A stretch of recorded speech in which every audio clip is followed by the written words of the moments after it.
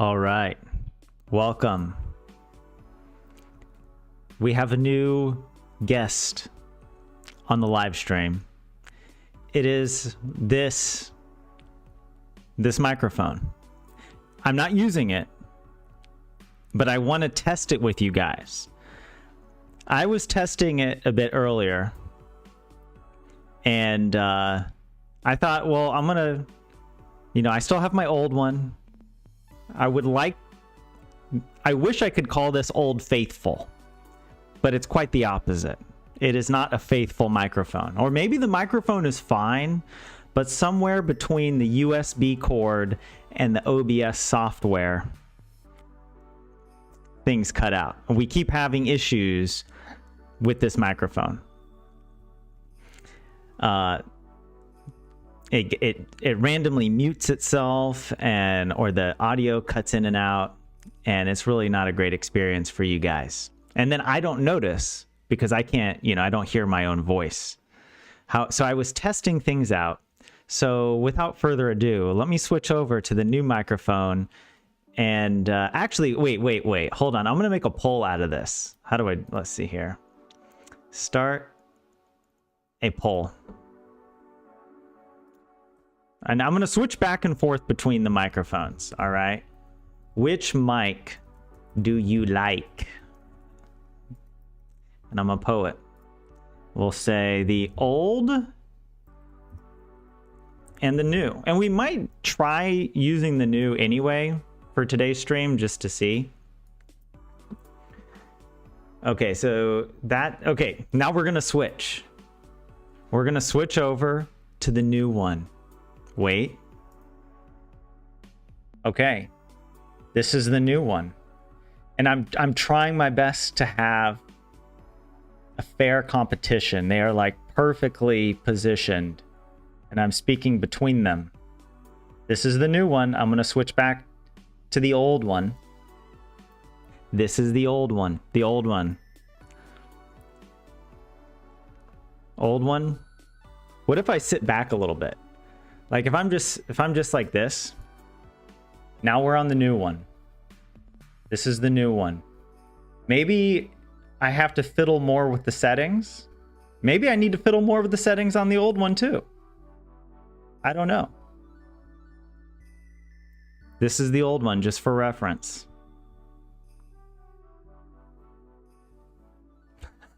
Are we split? Wait, let me see in the poll.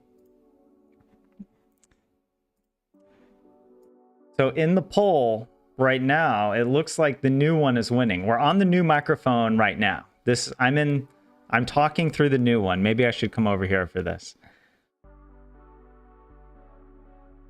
But I did take some time to try and get it so that they sound as good as they can. Before stream, I was adjusting some settings on both. But yeah, this is... Lorelei says the one that works. The new one is sharper when close.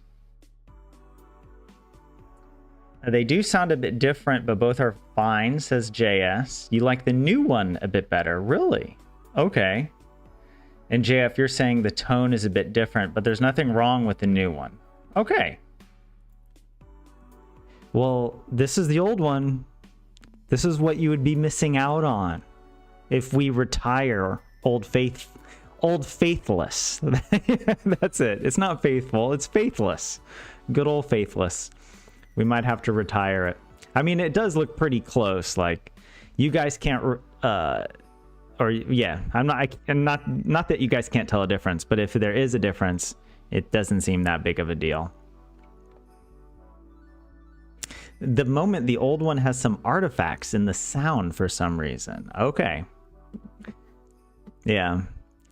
Yeah, this is the new one now. Yeah. It's also, this is so stupid, but look at this.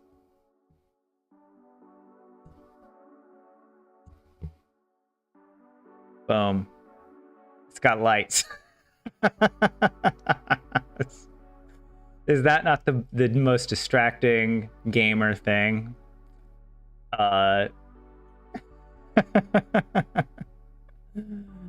Oh man.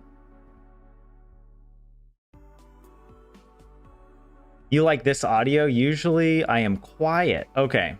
Yeah, it is quite tricky for me to know, because I don't want to be so loud and then it's blasting out. But yeah, for science, you'd use the old one for this stream and see if it works fine completely, then use it. Wait, use the old one? Why not use the new one for science? Lights equal more FPS. Oh, you meant the new one. Okay, JS. Yeah, that's what I thought. I was like, man, the old one this is the longest running science experiment on this channel, and it hasn't been working. Yeah, thanks JS for the correction. But yeah, I guess we will use the new one. All right, I'll keep this one in just in case. But yeah, it does seem pretty close in the poll. I'll go ahead and end the poll. Thank you guys for giving me your input. That actually helps a lot. Yeah. So the new one, and yeah, I'm also interested for science to see if we encounter the same problems that we had with the Blue Yeti, where it was cutting in and out. We'll see if this one, but yeah, I'll also just tell you guys, this microphone was 35 euros. And it was an impulse buy. I was at a Prisma over the weekend, and I was buying some seeds, just getting some like garden seeds. And then I saw this and I just thought, you know what? I'm going to get it. I've been saying, maybe this also gives you insight into my personality. I like to learn about stuff before I do it. And so I will research something for hours before I make a purchase, you know? And that was partly why I was not getting a new microphone. It's just I didn't have a clear answer of what the problem was or what to do instead. And so I thought, well, instead of spending a lot more money on like a nicer microphone, why not just get the cheapest one and see if it does the job? And if not, I suppose I could return this within the whatever 30 to 90 day window. The lights are distracting though. Yeah, I agree. I think I think it takes 15 years off my age. All right. Hold on. It's fun. It's more distracting for you guys. I can't see it because the ridges on the microphone hide it. But yeah. I have to press this a couple times. Oh, whoa. It goes into rave mode.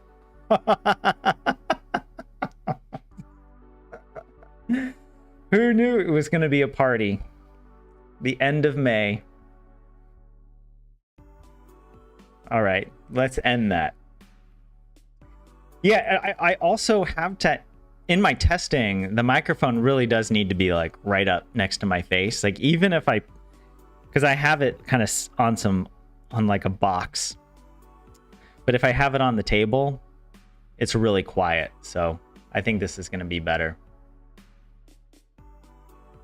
What's the model make of the new one?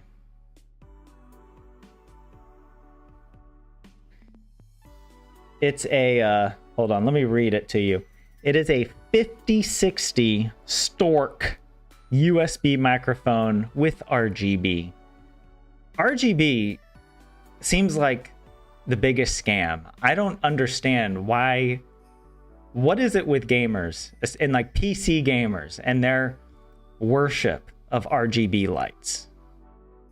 Everything is RGB. I don't understand. Okay, but anyways, yeah, that's it. 5060 Stork.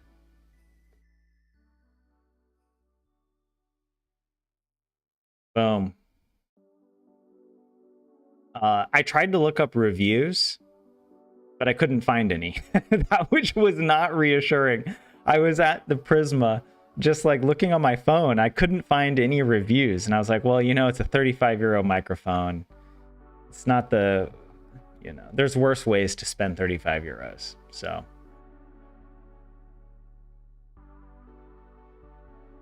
What's this? 30% for Bluetooth and 5% for corded headphones? Wait, what does that mean? Was that on here? No, I have no idea.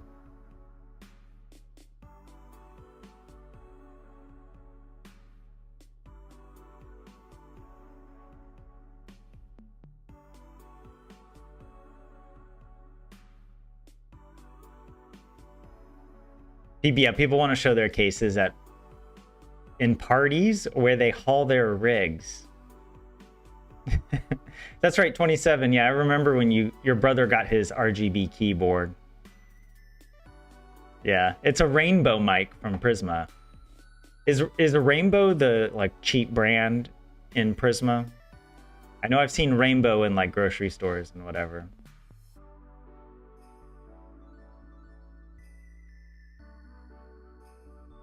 Yeah. Okay.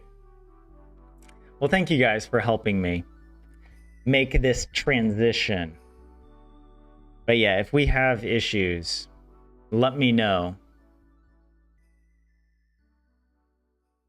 What?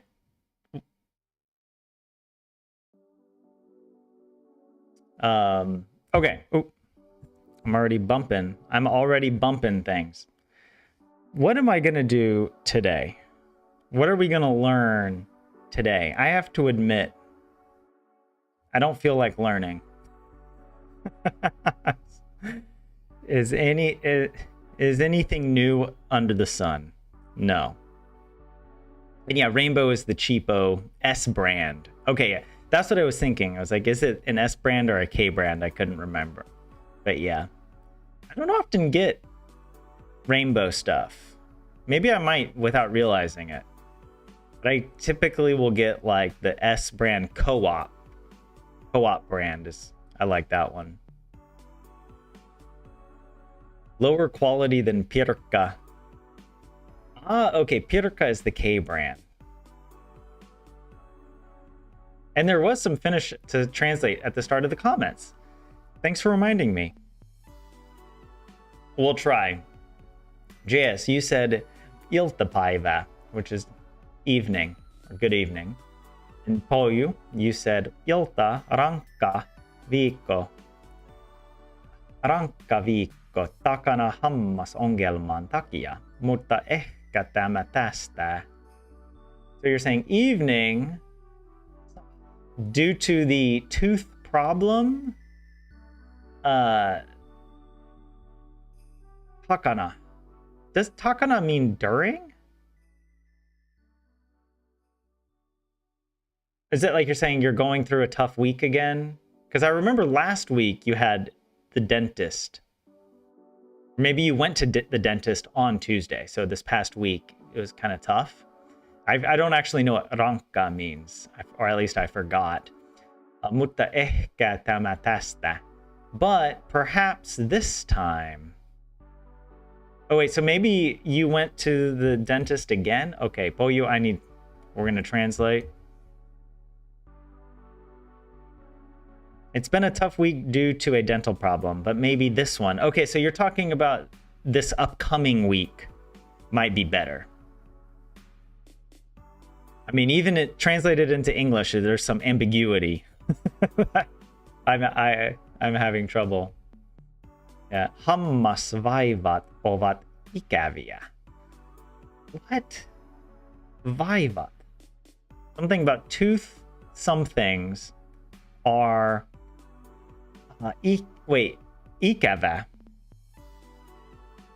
Why do I think that means missing? Ikäviä.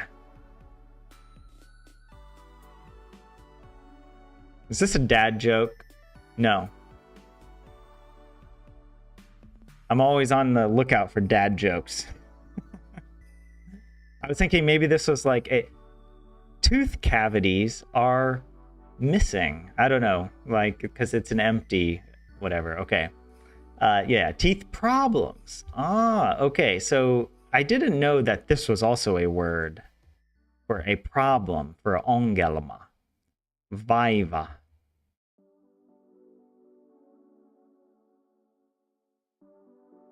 In Finnish. Yeah, a bother, an inconvenience. Olenko minä vaivaksi? Am I being a bother? Am I annoying you? Sielun vaiva. So yeah. Okay, that's a new word for me. Thank you for that. Hold on, let me scroll down to chat and catch up with you guys.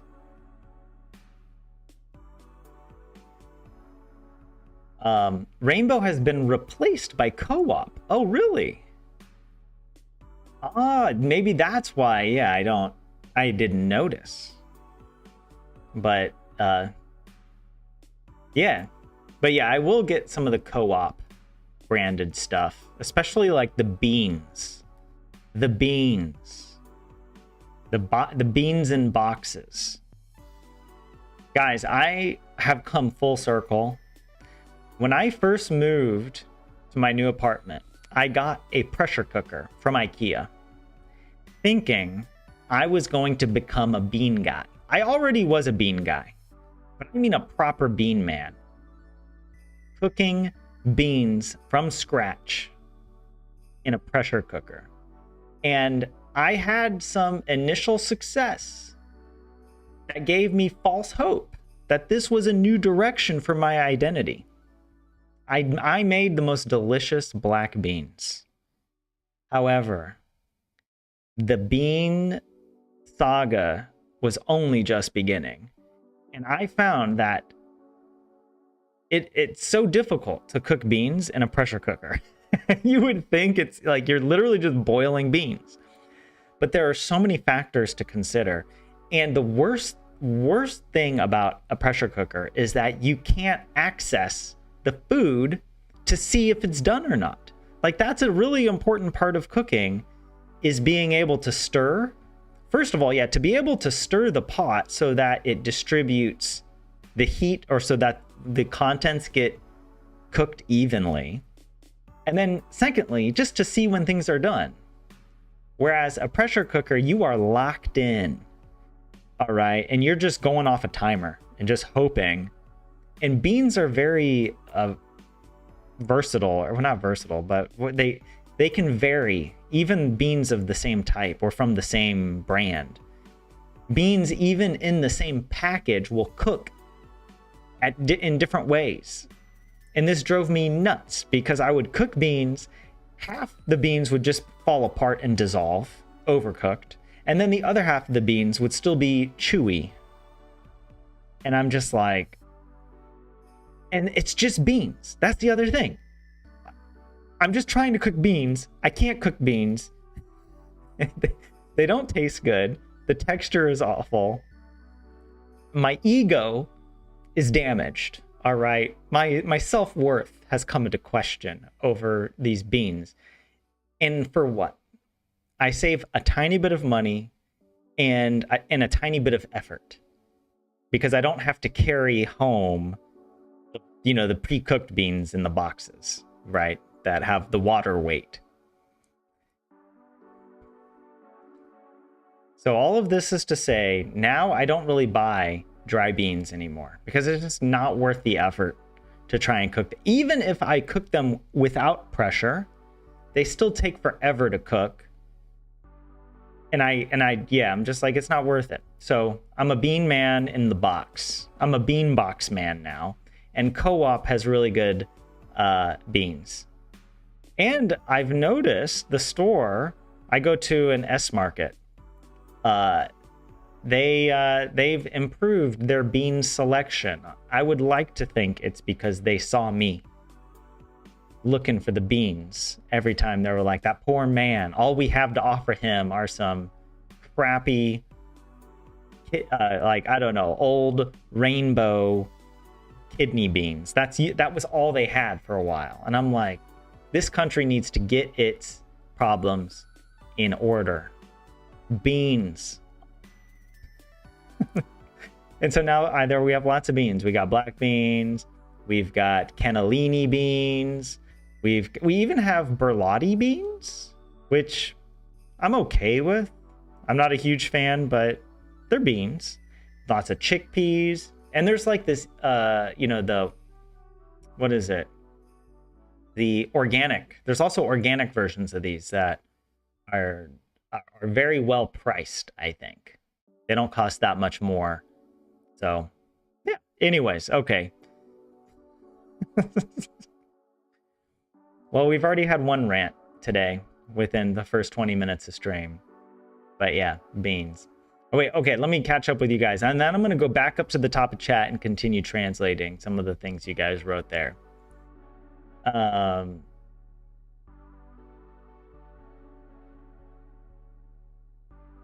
Extra is also S-chain. I think, Lorelei, extra is the cheapest. There are some extra things that I'm just like, I don't want that. I had some extra waffles. No, what? Why did I say waffles? Walnuts. Walnuts. I had some walnuts. And they were so bad. Like, I could not eat them. They were like really bitter walnuts. Also, walnuts.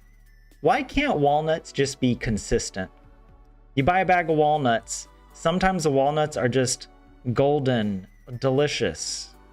They have this full-bodied taste. They're like creamy, delicious. And then sometimes you get a bag of walnuts and they are like bitter, acrid. I'm just saying. And the same goes for pecans. Sometimes you get a pecan and it's like, was there a worm in that pecan? Because how could it have tasted so bad? I'm just spitting facts, all right? By the way, I didn't welcome everybody into chat because I was so fixated on introducing the new microphone, the new host of Learn Finnish with me. Let me say hi to everybody in no particular order. We've got, let's see, Lorelei and 27, JS, Polyu, Fisher, JF, I see you in there. Maybe some others. If I missed you, I apologize. But yeah, welcome in. Good to see a lot of familiar faces. Oh yeah, and JS, you wrote katamatas. That means something. Perhaps things are starting to get better, or I'll get over this. Oh, okay. That's kind of how I interpreted it. Like, perhaps this time. Or perhaps, I guess, perhaps this week it'll be better. It kind of implies, yeah. I don't know. My English isn't that very good either. Yeah, that's the strategy. Is maybe my English just needs to get worse for my Finnish to get better.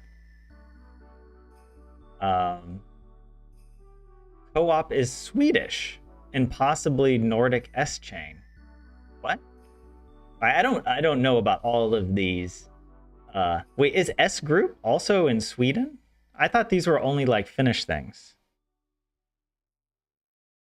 I serve only beans. Take your own food to a Tyler meetup. Look, if we met up, you guys, you would both be. I would like to think you'd be very impressed. All right, because I would serve the best broccoli. Actually, I kind of feel like, no, I don't want to build myself up, because literally, like, I get frozen vegetables now because I realized I won't eat vegetables. I mean, I will eat vegetables. I'm vegan. I eat vegetables, but I won't eat a variety if they aren't pretty easy. Like, if I have to chop up stuff every day, that's a big barrier for me. I don't want to get out the chopping and do all the and steam it to cook. No, frozen broccoli, frozen green peas, and frozen Brussels sprouts because we're fancy over here. And I just microwave that, and it's amazing. Like every day I have a bowl of that. I mean, with other stuff, but that's kind of make sure I get my greens. And I make a dressing. I make like a Dijon tahini dressing with balsamic vinegar. It's actually really good. Yeah, that's one of my favorite things. But I mean, I'll get like a frozen pizza sometimes. Or my favorite, I love getting chips and hummus. And I put some sriracha in the hummus. All right. You know. And also, on top of it being spicy sriracha hummus, I also get the jalapeno chips. I don't remember what brand it is. It might be a co-op brand, but they're the best. They're so good. Either that or the salt and vinegar chips. I love it when chips like destroy me. Like, I want to be violated by my potato chips.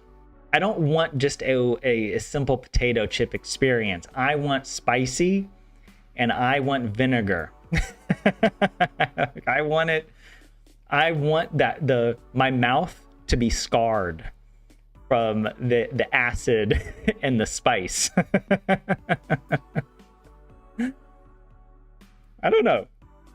I'm like that. I do that with candy. I only get one type of candy, and it is the Fatser sour candy. I forget how it's branded. In Finnish, they always use some English nondescript branding. It'll be like party mix or something like that. And I was like, what is... I don't know, but it's the sweet and sour. Oh, I love it. It's coated in sugar crystals that will cut into your mouth. Chemically, those crystals dissolve and erode the taste buds. And it erodes the lining in my mouth. I don't know if that's healthy, but yeah, no, I like that. It needs to be even more sour. That's what I want. But yeah, your S Market has a poor bean selection. I'm very sorry, Fisher. I really hope and pray that they get their beans sorted. You got some mozzarella today, 27. You're gonna make an Italian salad. I used to make these like a salad that I would put on my tacos, but I stopped making tacos because this was part of the switch I made at the beginning of this year. I realized I was eating a lot of like flour tortillas as my cultural heritage, having grown up in Texas. Okay. I mean, there's worse things you could eat from a Texas diet. But the flour tortillas are just, I mean, pretty unnutritious carbohydrates. Like, it's fine to eat them, but maybe not every day. And I actually thought, I was like, there's a lot, and I was getting couscous, which is also a processed grain. I thought it was like a healthier grain, but then I actually looked it up and I'm like, no, actually it's more like processed. And I was having problems after lunch because that's when I like to have my biggest meal.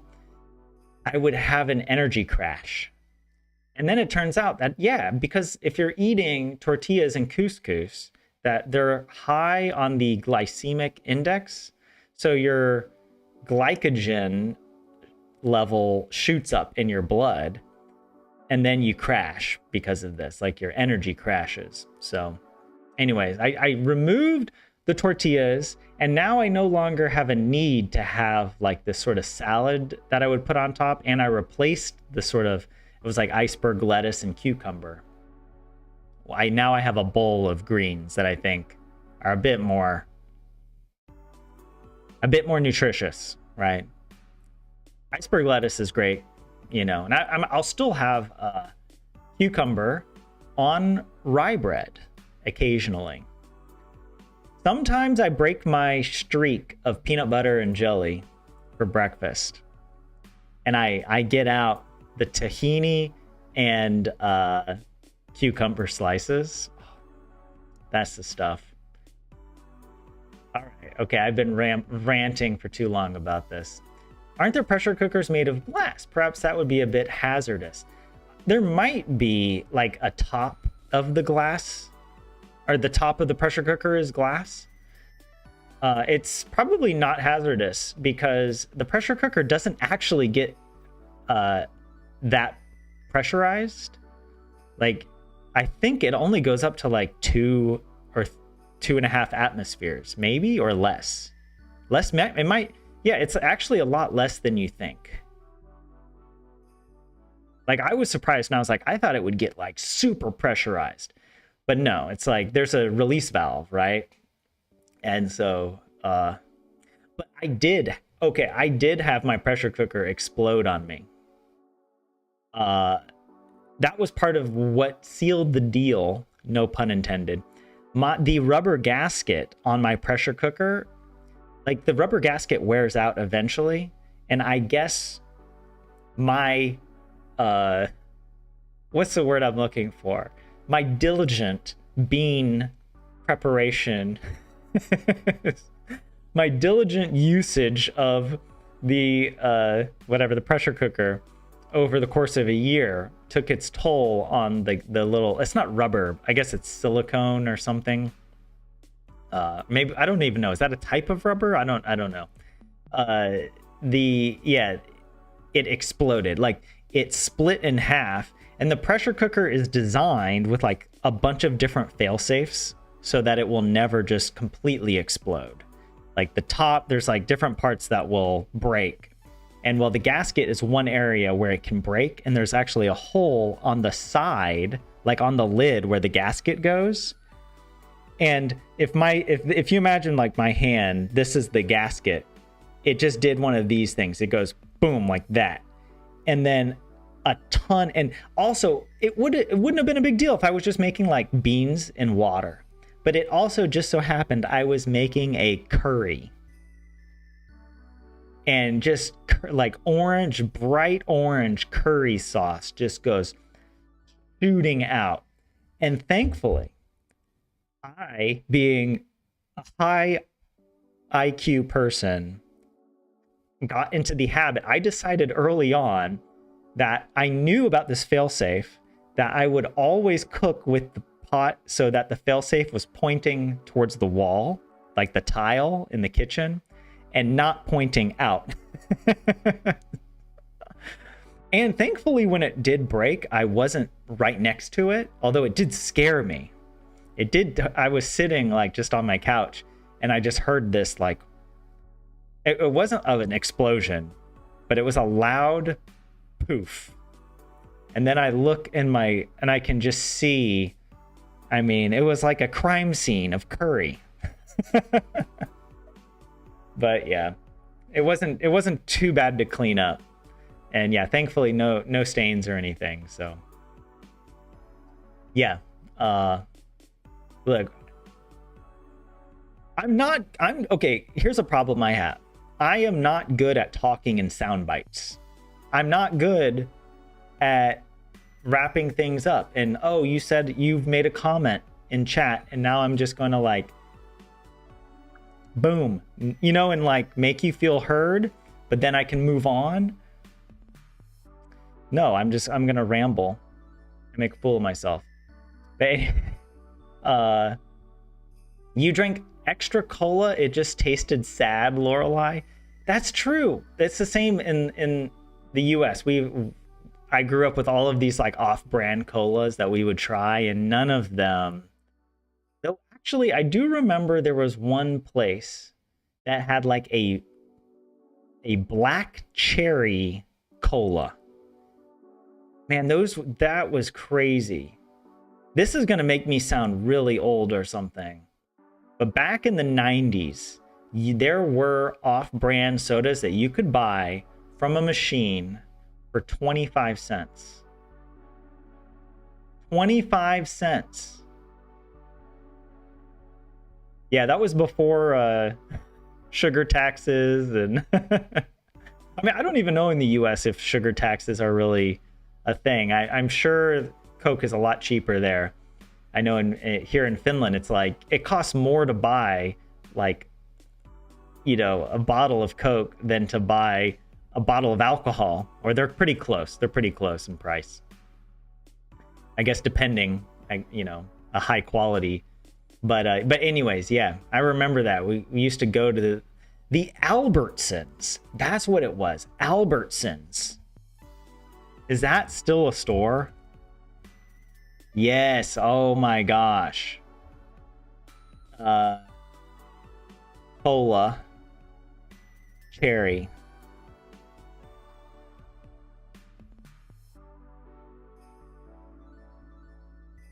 No, it's showing me Coca-Cola. Maybe they discontinued it. It was so good they had to put it down. Yeah, there's this RC Cola. But Albertsons had its own brand. Was it this Signature? I mean, these you know, own brands constantly go through rebranding, so they probably renamed it. But yeah. Was it called Black Cherry? Black Cherry Soda. This was probably it. Signature Select. Can I go to the website, please? Access denied. I need, because I'm I probably need a VPN to access the Albertsons site. Whatever. But yeah, 25 cents. Maybe it was more than that. It might have been like 50 cents.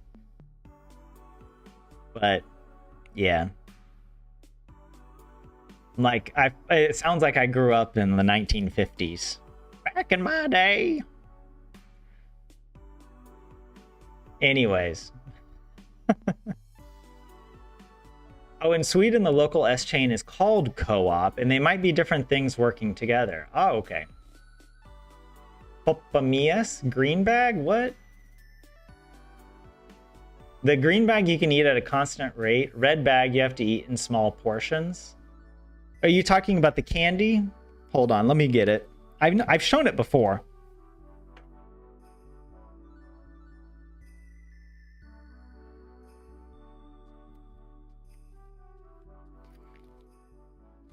Oh, this is it. Botzer Remix Sour. That's the stuff. I love it. This one is probably my favorite. I also like this lemon one. Look at that. You see the dust.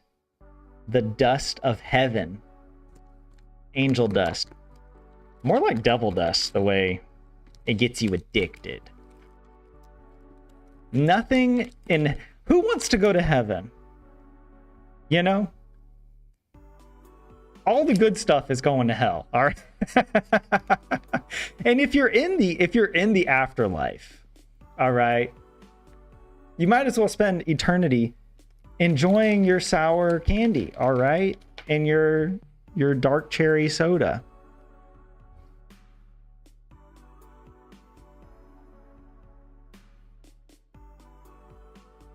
You have to be the chef at the Tyler meetup. People will starve. I feel like I've had to learn how to cook on my own, but the more I learn, just the more... just the more I realize that I'm not a good cook. I don't have much confidence anymore. Normally when you do something and practice it, you get more confident. I feel the complete opposite with my cooking. But I have a good system where I eat well, I eat healthy, and it's usually quite good. It's good enough, and it doesn't take a lot of time.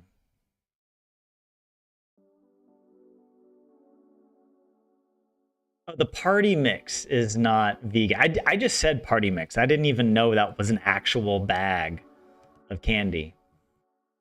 Yeah, a lot of candies still use the whatever from is what is it called from animal bones.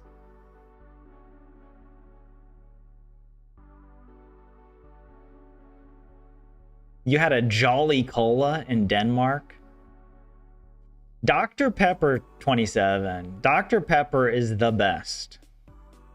We also had this. Have you guys heard of this? Mr. Pibb.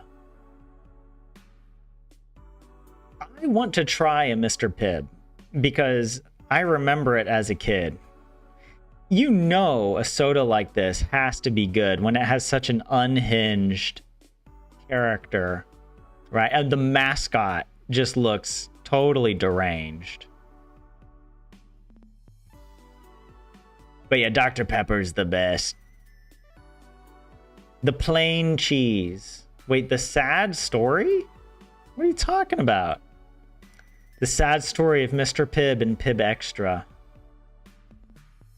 Why I have a 12-year-old unopened can of Mr. Pibb in my refrigerator. Wait, what the heck? I just said I had a high IQ, and now I'm getting an advertisement for IQ scores? I feel like someone is spying on me. Anyways. Why did I click on this? I'm not reading that. The Plain Cheese, that's a good website. But yeah. I sound like an old politician. In my youth back in Scranton, you could buy a bottle of Coke for a nickel. Yeah, I remember my grandma telling me when she grew up in the 1930s, in rural Louisiana, if she wanted to go see a movie, she would have to go to the railroad track and wave the train down. Like, she wouldn't even go to a train station. She would just go to the train track and wave so the train would stop or slow down or something, and then she would take the train to whatever, the town, and then they would go and watch a movie for like a nickel. 5 cents.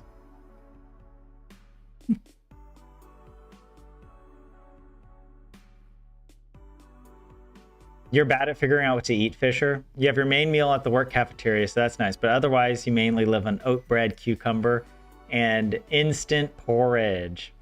That reminds me of one of my friends. He has every day for lunch oat bread, plain, that he typically purchases on sale, like the whatever discount bread they have available. But the oat bread, he'll get like whatever, couple slices of those, and then he slices up a package of tofu, and he'll slice up a bell pepper, paprika. He slices all that up, and he eats it plain. He doesn't add any like mustard or I don't know, any kind of sauce that would help tie it all together. It's just plain bread, tofu, and like bell pepper. And I mean, it tastes fine, I'm sure.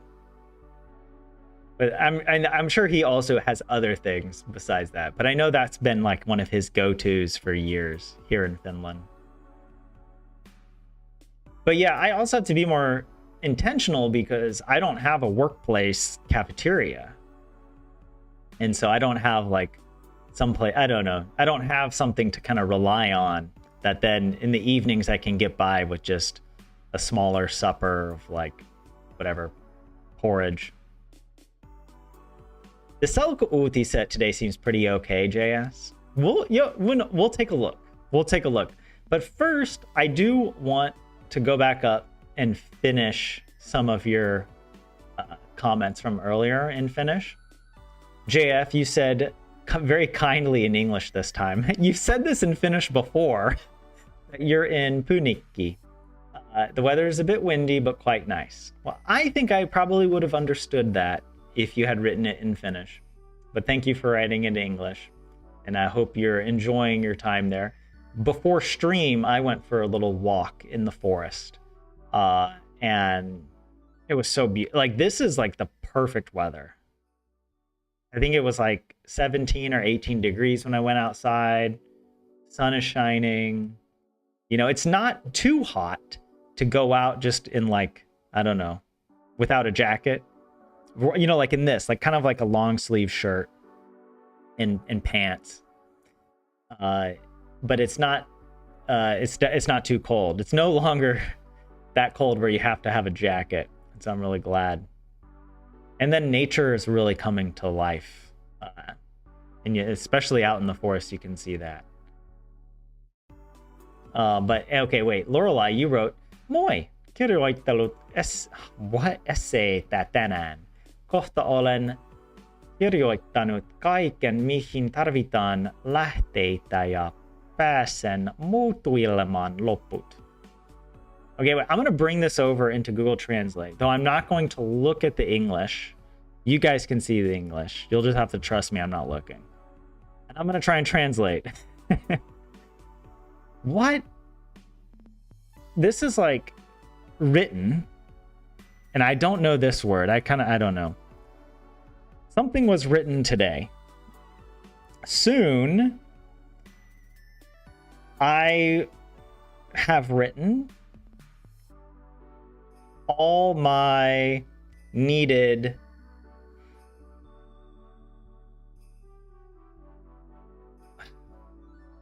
letters and decisions,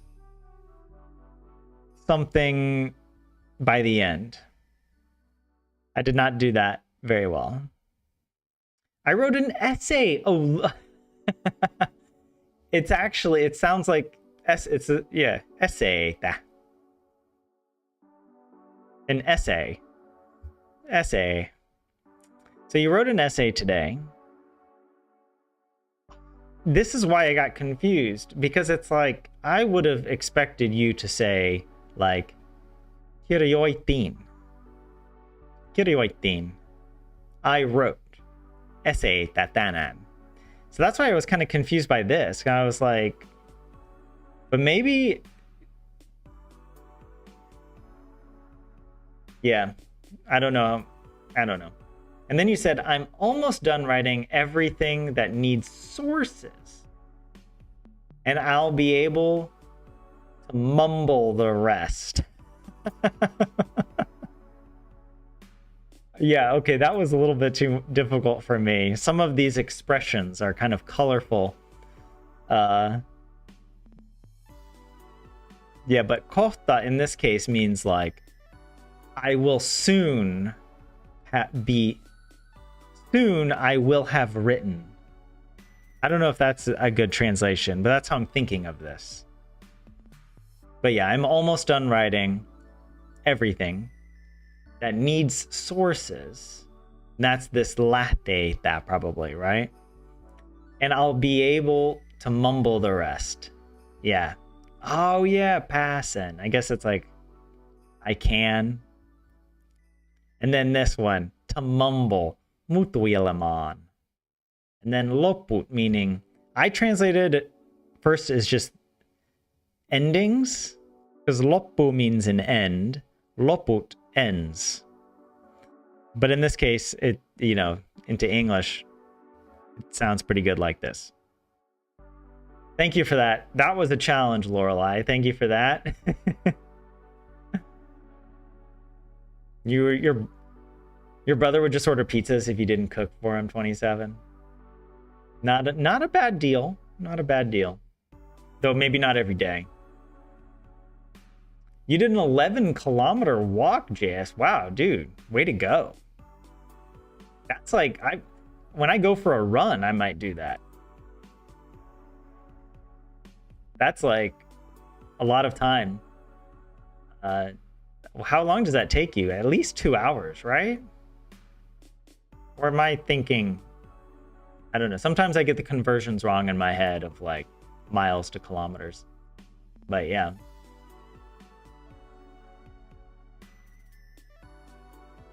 Academic bloody Lorelai. Hey Yuha, welcome in. How are you? Yes, jakso numero 123. 1, 2, 3. I thought about that when I started stream. I was like, yeah. Onnea. Congratulations. Thank you, Yuha. We made it to number 123.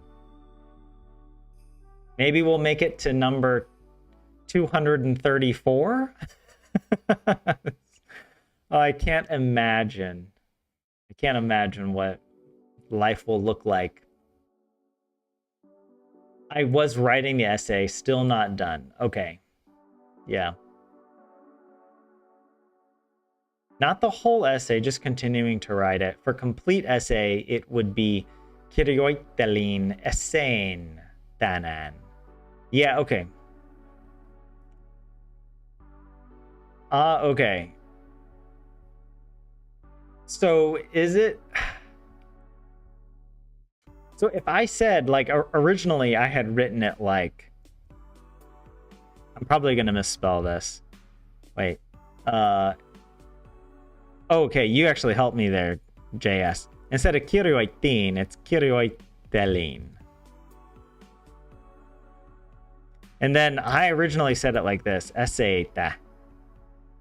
I wrote an essay. But if I say it this way, it's just like I wrote part of an essay. Is that? Whereas if I said I wrote essayn tänään, this is more like I wrote an essay in its entirety today. I don't know. Maybe I'm misunderstanding. I'm just trying to think of how I was thinking through it. It took 105 minutes.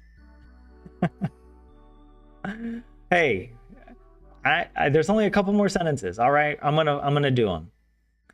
But maybe it's not my fault. Maybe it's your fault for writing such difficult advanced Finnish. All right, what do you expect?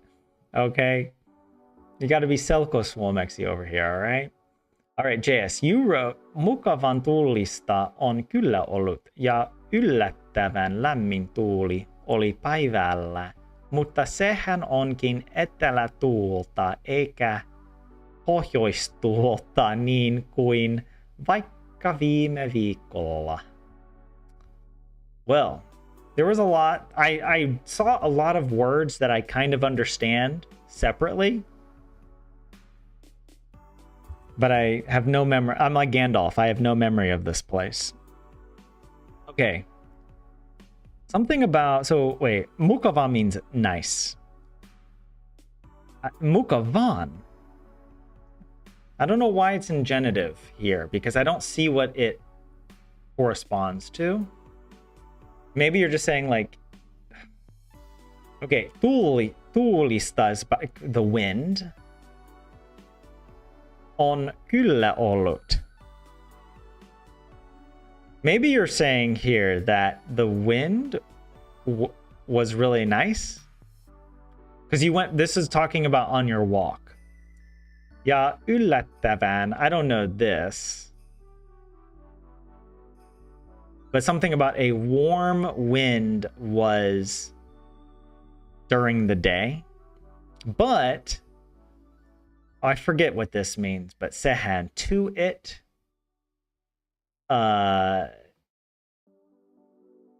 Onkin. Something about a wind from the south. A south wind. Eikä. And a north wind.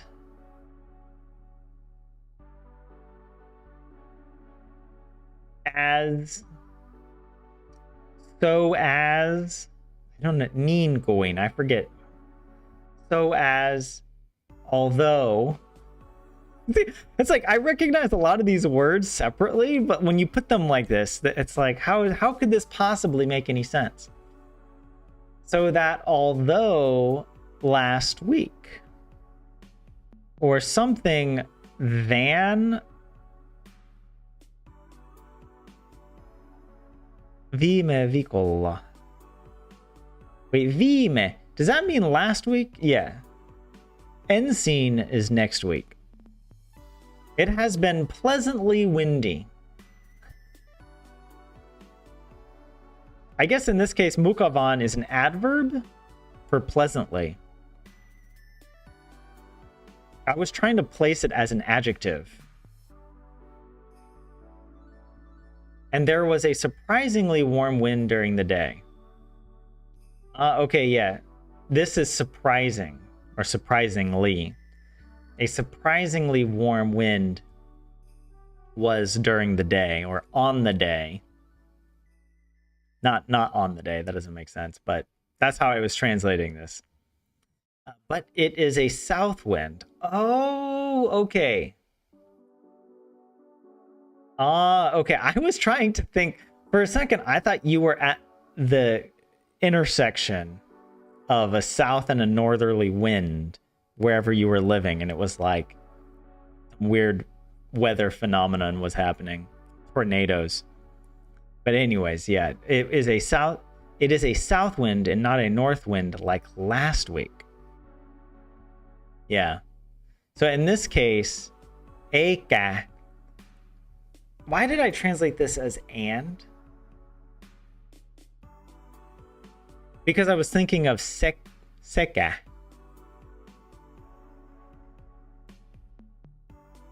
Where you go both and, where you go seka blank etta blank, and it's like both this and that. And maybe that's why I was thinking seka etta eka. I should have known eka means not. But so many words look the same to me in Finnish.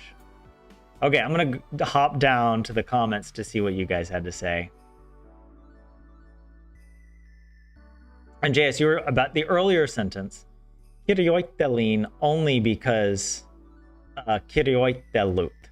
Kirjoitin is the basic form.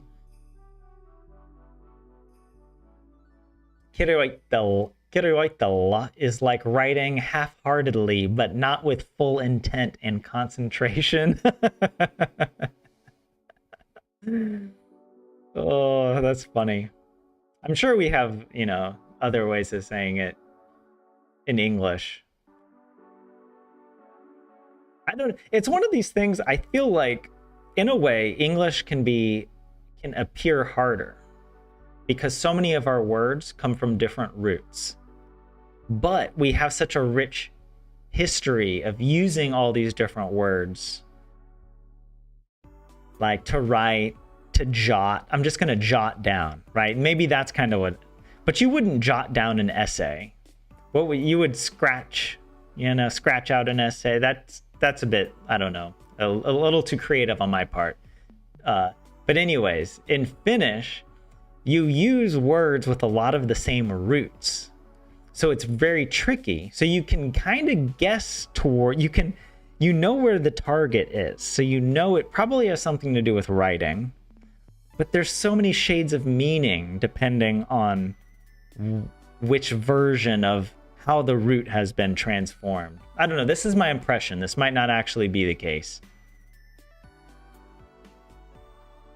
But yeah, kirjoitella is to write without much concentration. You went off the rails way before the sentences at the start. Look, we had some important business. I would like to say we handled the microphone situation.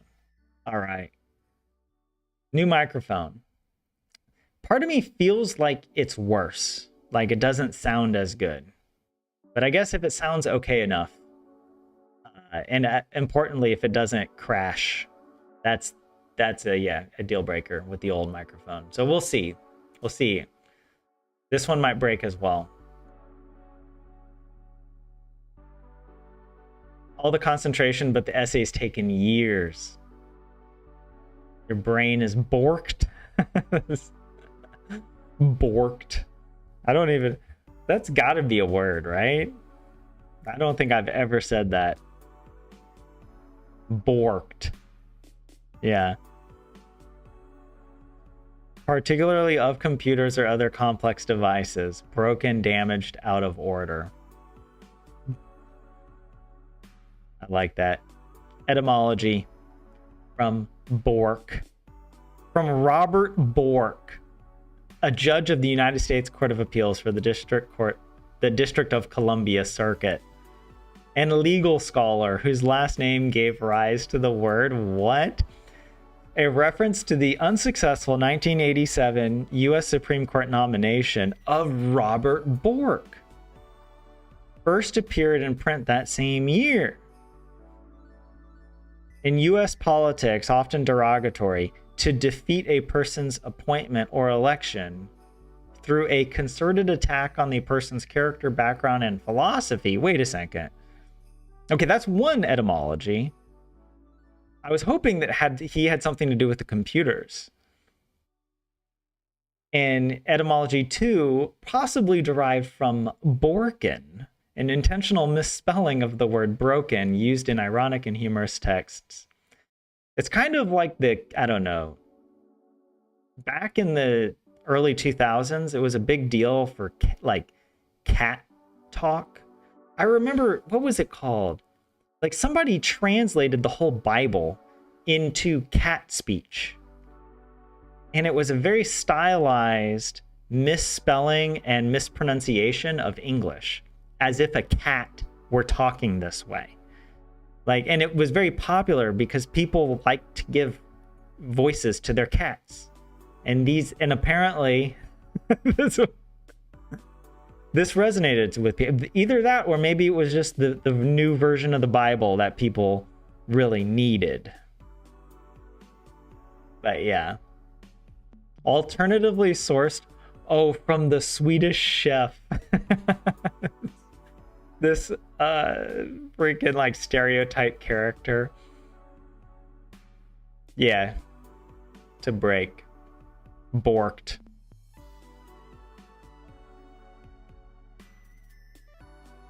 What? Not Noctothan?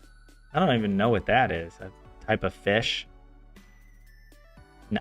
A species of cod ice fish native to the Southern Ocean. All right, look. I like to embrace the tangents. I embrace the chaos. All right, Fisher. Have a good one. Sorry I didn't see your message till now. But yeah, thanks for dropping by. Yeah, but coming back to you guys. Yeah, you guys are giving me some good advice here. Tulista is windy. Tulista is fiery or spicy. Both north and south winds simultaneously would be interesting, like an updraft. I mean, isn't that what happens when, like, I you know, at least in America, I remember a lot of our weather events are shaped by the warm air coming off the Atlantic and the Gulf of Mexico, going north, and then down from Canada comes this cold, dry air, and when they hit, you get these huge storms. So like in Texas, or all throughout the US, like Colorado, yeah, you would end up with these huge like blizzards, or summer like thunderstorms where like lightning is just everywhere. Like it. Look, you Europeans have no idea. Everything here in Europe is just so calm. I mean, maybe not everything. But weather-wise, the weather here is quite nice. I'm not complaining. I'm just saying it's not badass. All right? In America, we had like badass storms, and it's because of the intense winds that hit each other. That's why we have Tornado Alley as well, I think, right? I don't know. Maybe I don't really know meteorology.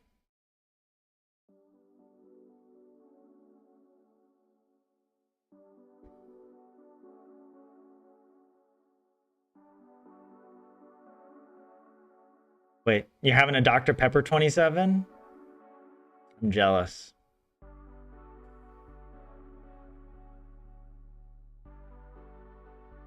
You didn't know about the definition, Lorelai, but you did hear it some years back. Well, that was a word like it sounded familiar, but not really. Like it's not a word I would use, you know? So I'm glad you shared that because that's a good one. It was perfectly suited for the context you used it in. So well done. Icon has cheeseburger. Yes. That's it. Yeah. What was the name of that language?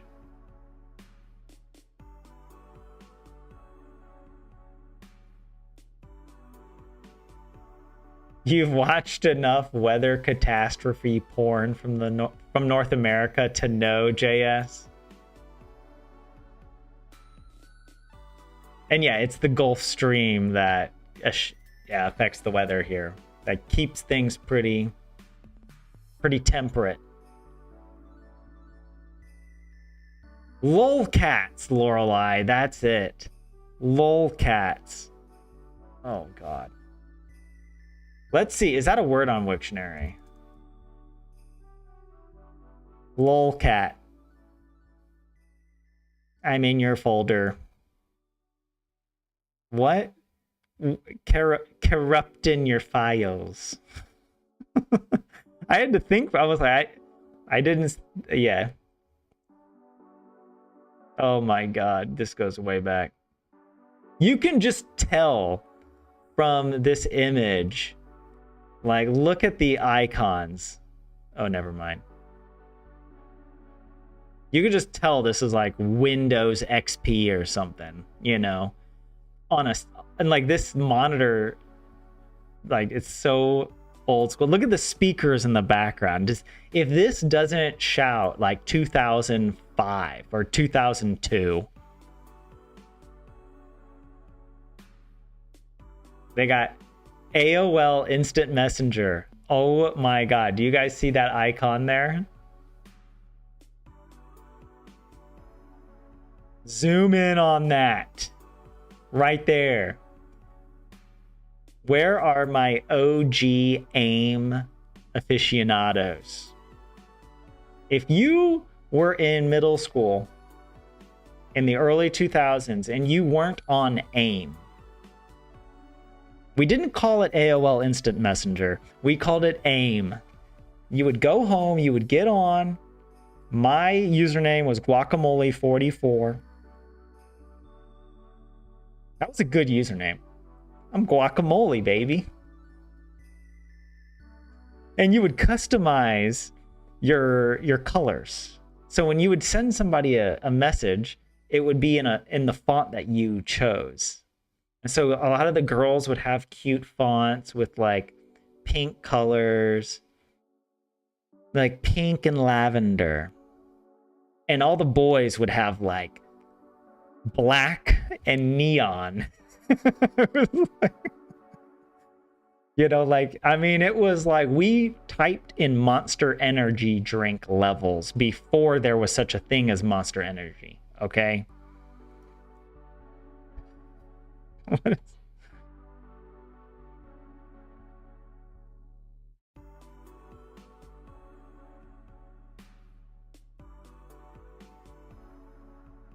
What? What is, why is this here?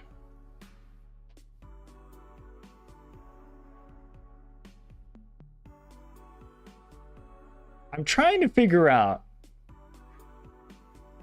because my computer has done that before where it tries to turn the volume all the way down. I don't know.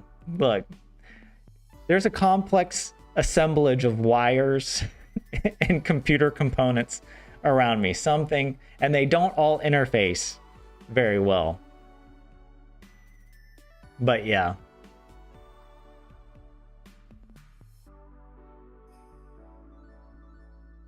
The Wiktionary entry says dated. A lolcat. Internet neologism dated. An image macro of usually a kitten or a cat with a humorous caption.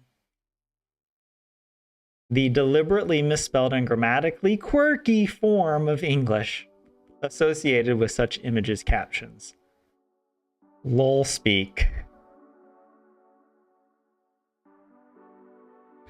See also kitty.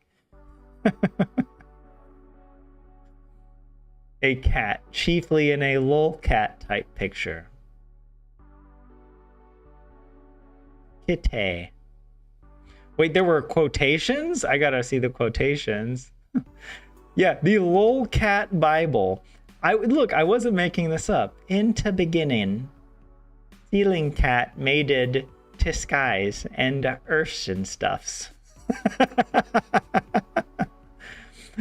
You should worship ceiling cat to God Kitty of Danielle.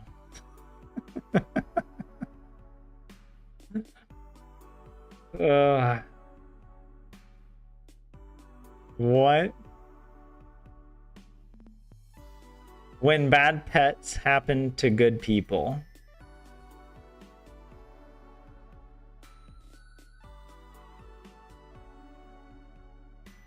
Okay. I do like this.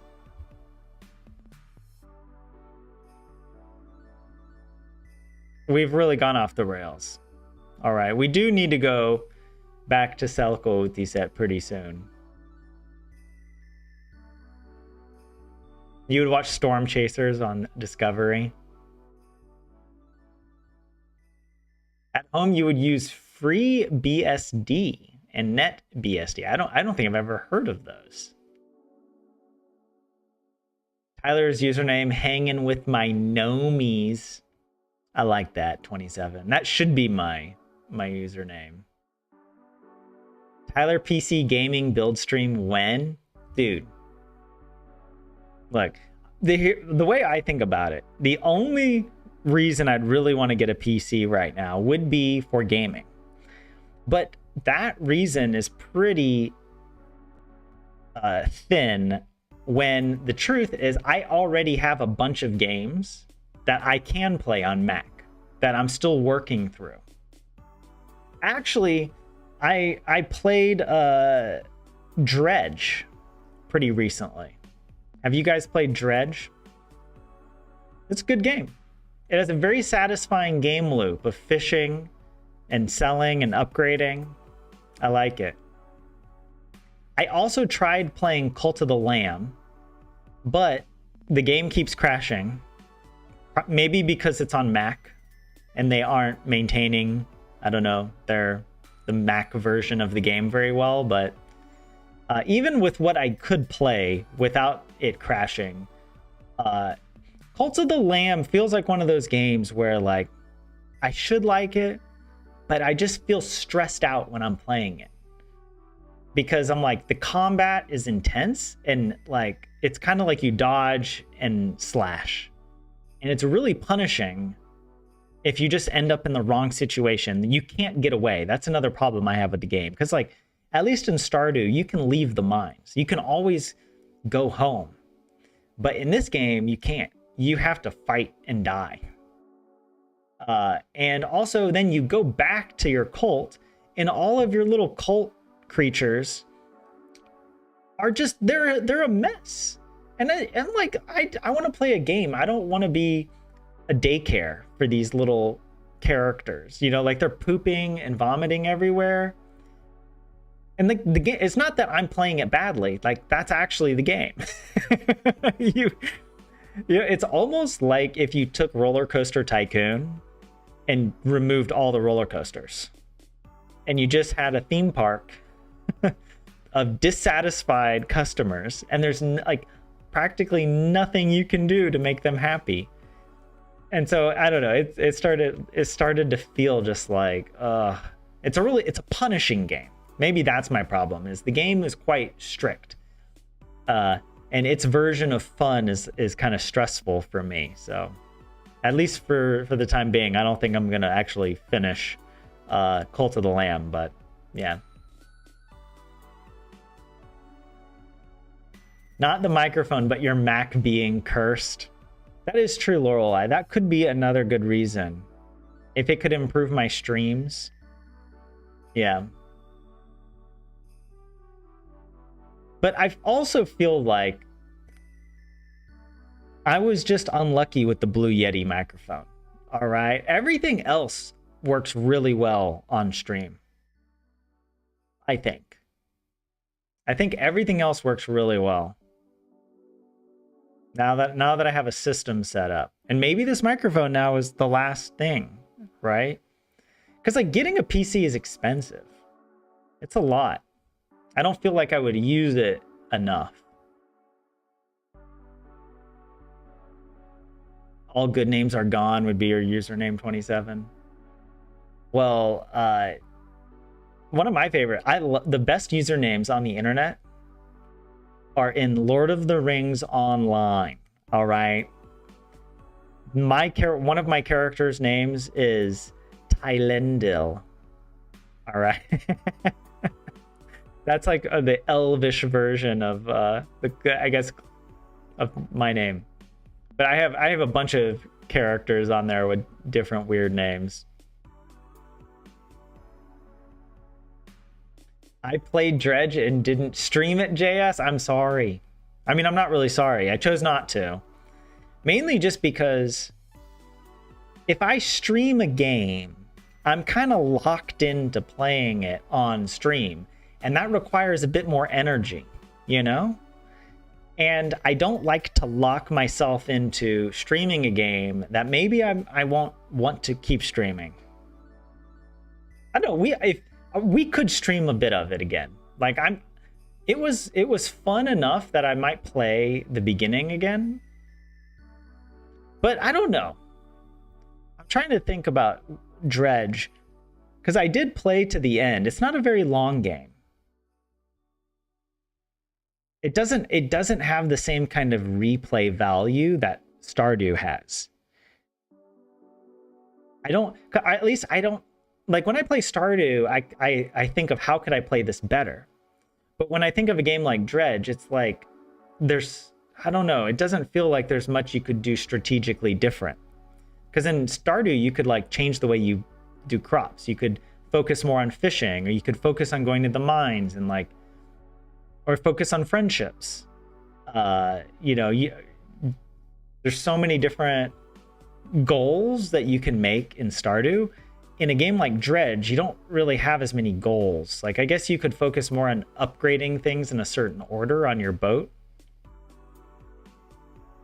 But also, the thing about Dredge, I don't like the nighttime mechanic. Actually, towards the end of the game, I turned off the nighttime mechanic, where if you go out at night, you get attacked and you die.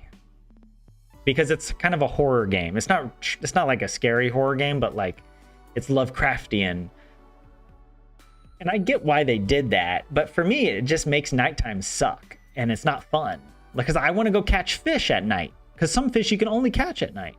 But it's not fun to go and look for the fish, but you can't find them because it's dark. And then also you've got some like Kraken monster trying to kill you. I just got annoyed by the end. I was like, okay, I just can't deal with this. I just want to find the fish and move on with my life. But yeah, JS, I'm sorry. I didn't realize you would feel so strongly about Dredge. I realized that I need to just open up a game and try it, and just because it's not good if games are sitting kind of in my Steam account for years. Elden Ring, Yuha. I could be interested in playing Elden Ring. There are a bunch of games I'm like curious about. With The Witcher 3 is one game I was thinking of.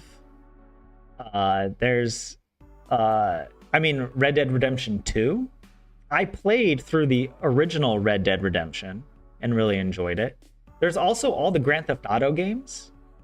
I grew up, but in high school, I played Vice City and San Andreas. And I played those. Those were some of the first games that I played all the way through and played like every mission. And they were so fun. It could be fun to play GTA 5 or whatever. I know GTA 6 is coming out. That's going to be a big deal. I say it is coming out. Isn't it like another year or more? There's the new Tales of the Shire game I've already ranted about on this live stream before, that I'm curious enough to try, because I have pretty low expectations, and I hope that I get pleasantly surprised, but I don't know. We need Tyler's Linux experience like PewDiePie did. I did see he posted a video about it, but I haven't seen it. So I don't really know. But yeah, it could be kind of fun to set up a machine with Linux. But I mean, yeah, there's so many things that I'm trying to do that I don't know. I'm just trying to stay on top of everyday life. I wish I had like even more time for hobbies and other things, you know, building PCs and playing games, and I'm like making my own game as well. So I try to take time to make art for that. Last week I was working on making some texture because I want to make a forest, and it's really important that it feels like a dense forest, or at least like the ground has to have layers and texture to it and not just be like one color. You know, a lot of pixel art, I'm not a fan of pixel art if it's like too simple. I think pixel art's at its best when it's like very subtly, I don't know, it just captures depth with few pixels. To me, that's like the real art, or that's the kind of art I'm interested in. So I've been working on that kind of stuff as well. Stardew and Terraria have no interest for you. Yeah, and Terraria is a long game as well. there's so much to do in Terraria, but I am enjoying Terraria. I think it's pretty fun. I like the upgrading and everything. That's true. Macs aren't cheap either, but when the M1 Pro came out, the M1 MacBook Pro, it was relatively a good deal for what you get. And I don't have any complaints so far.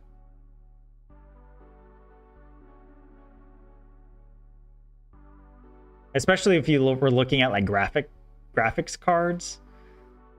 Like that was a crazy time back in like 2020, 2021. So it was like, I don't even want to build a PC because like over half the price of the computer would just be the graphic card.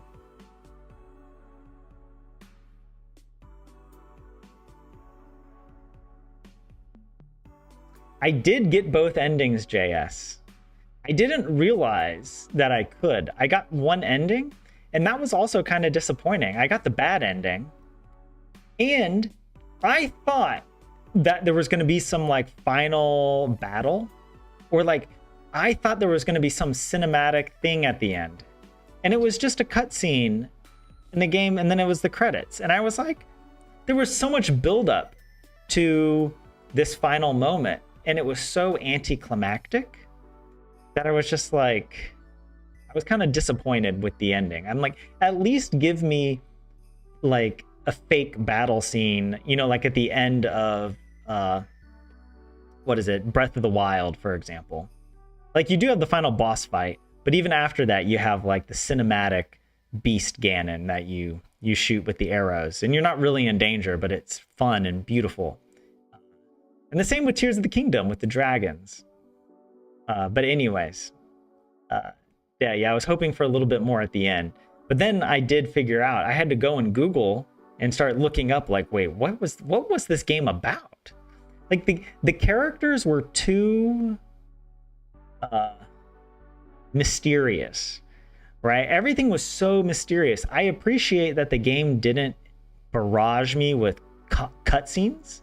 But then I finished the game and I was like, wait, I don't remember any of the characters. Like no, nothing happened. I was waiting for something to happen, but nothing really did. Yeah, JS. But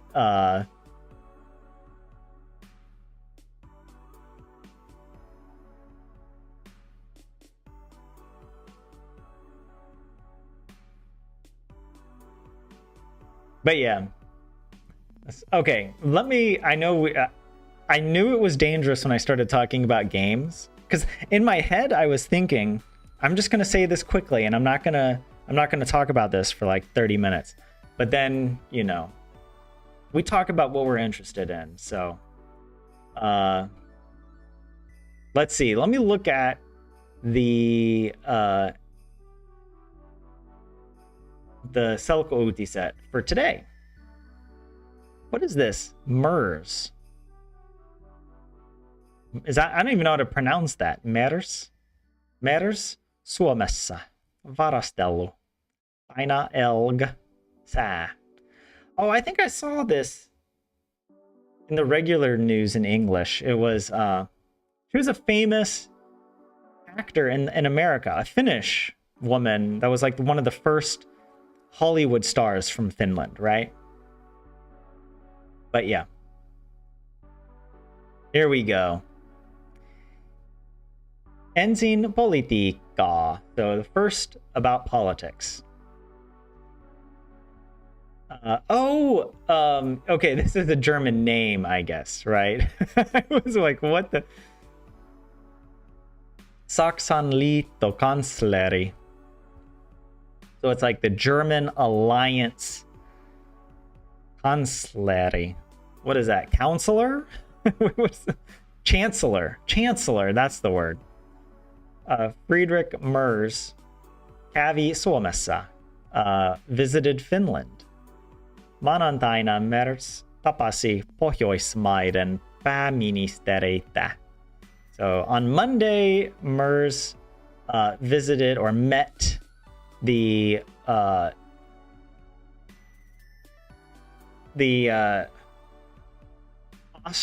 is this Ostrobothnian? Is that what that means? From Pohjoismaa, the Ostrobothnian prime minister, jotka olivat myös Suomessa, who was also in Finland.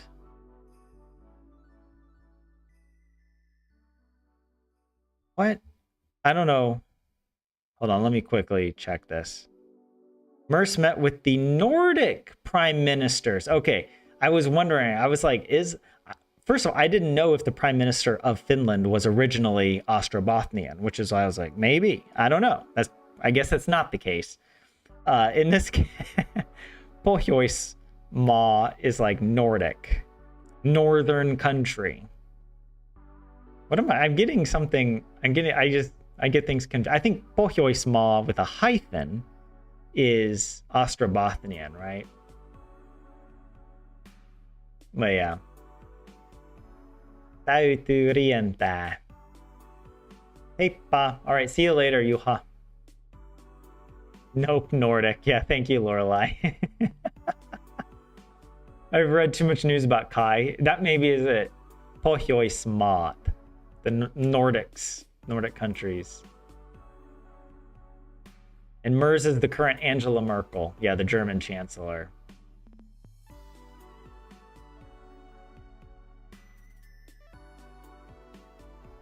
And Orpo is chosen from Turku. Oh, okay. But anyway, and by the way, I should have noticed that this was plural. That would have helped me to realize that we're not talking about just the Finnish prime minister, but all the prime ministers of the Nordic countries, which also would help this makes more sense now, who also are in Finland, who also happen to be in Finland. Tänään tiistaina. This is another thing in Finnish you guys do, or at least Selko does this, and we would never say this in English. Today, Tuesday, Merz met Prime Minister Petteri Orpo in Turku. This, I see, anytime in Finnish it says tänään, and then it says like today on Tuesday. Like what other day could today be? You know, it's sort of like, just in case you woke up and didn't realize what day of the week it was, Tuesday. Which today are you talking about? Right? Why? Is this a common thing in Finnish? That you specify the day of the week when you say today? Like, shouldn't it just be like obvious? Hey DV, welcome in. How are you? Lorelei, oh yeah, missed the game and lolcat talk. Also a new microphone. It's a new microphone for less than half the price of the original. But if it works and doesn't cut out midstream, then I'd say it's a win, an upgrade. Tänään is a good indication in news article, not the Tuesday next week or last week. And you wouldn't have noticed, DV, as you're using new headphones as well. You thought it was the new headphones? Well, when I did my initial testing, I felt that the new microphone sounded kind of thin and a bit, maybe also a bit echoey. Whereas the Blue Yeti captures the deep, manly nature of my voice. I didn't want to lose that. I wasn't ready to part with the high quality, the decibels. I'm lifting decibels over here with my vocal cords. And then this microphone is kind of like, it sounded kind of cheap when I first was playing around with it, but maybe it's okay. But yeah, where were we? Pääministeri Orpo sanoi, että Saksa on Suomella tärkeä kumppani. So yeah, the Prime Minister Orpo said that Germany is to Finland an important I mean, it looks like it says company, but that's is it like an important partner, right? Is that, yeah, an important partner.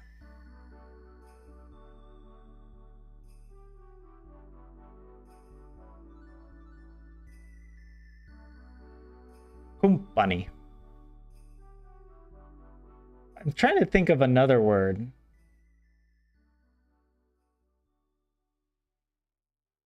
But I can't think of, there's another word I was trying to think of. What's a word for like a friend? That's kind of like this, not ystävä, but you would like, but I think you could also call like your girlfriend this, or your boyfriend. You would call them your, what's the word for that? Kaveri. Thank you, Lorelei.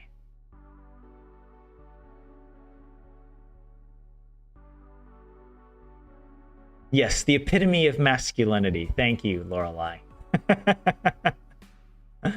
Yeah, on gaming night, Tyler turns on it has RGB lights in it, but I have to press the button so many times, it's not worth. I can't just turn it on and off. I have to turn it on and then cycle through every single light. And then it reaches a rave where it starts doing all the lights simultaneously. And yeah, so. Yeah, in everyday speech, you can't think of a context where tänään tiistaina would sound natural. Maybe to be fair, in English, the way news presenters talk is quite stylized as well. And so, yeah, you might have situations like this where they're like, I mean, where they might say something like, today, Tuesday, reports of blah blah blah. I don't know, maybe they would specify the day of the week as well in the English. I don't know.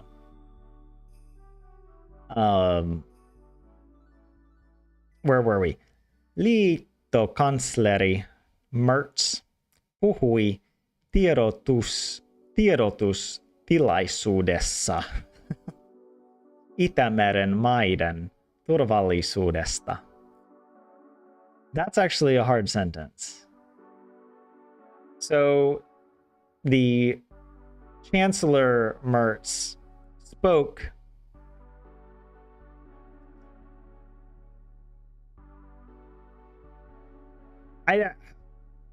I should know this word. Theodotus, Thelysos. But I don't. I can't. But about, oh, does it have to do with like the security? Itämeren maiden of the Baltic countries. Well, turvallisuus is security. But this tiedotustilaisuus.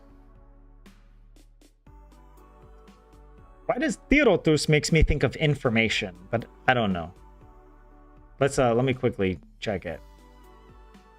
So yeah, the federal chancellor. That would be the full name, I guess. But yeah. Spoke at a press conference about the security of the Baltic Sea countries.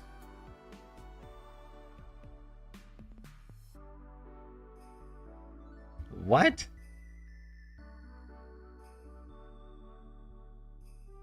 Yeah, you can tell we were doing good internet research here. All right. Actually, hold on. I want to see this again. From St. Paul, Minnesota, my first lolcat.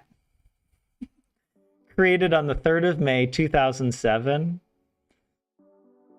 Were people still using AIM in 2007? I feel like maybe. Because at that point we had Facebook, but I can't remember if Facebook had a I don't think Facebook chat existed yet. You could only just write on people's walls. My first lolcat. Reject all.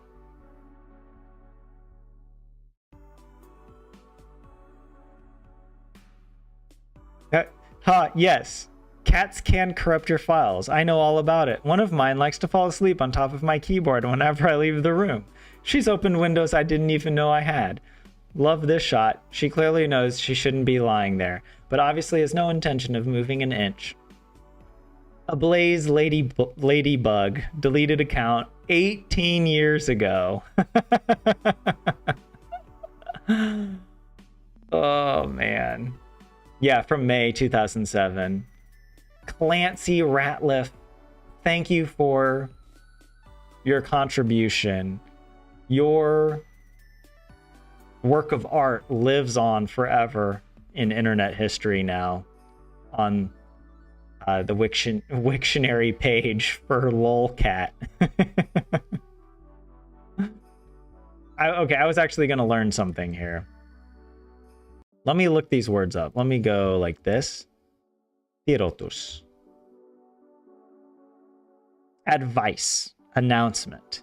Information. I was kind of thinking about that. And then Thelysos. Opportunity. What? How would you guys translate in this context? Well, because it's like he's speaking about the safety. Oops. The safety of the Baltic countries at the information session? Like at the seminar? Or like the information session. DV. Okay, thank you. Yeah, and Findy, welcome in, by the way. Good to see you. Thelysos equals event in this context. Okay. Yeah, these are definitely words I've seen before. I forget.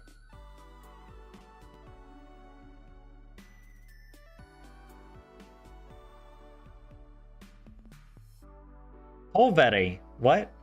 I don't think I've heard Tolveri meaning like a comrade. Mun Tolveri.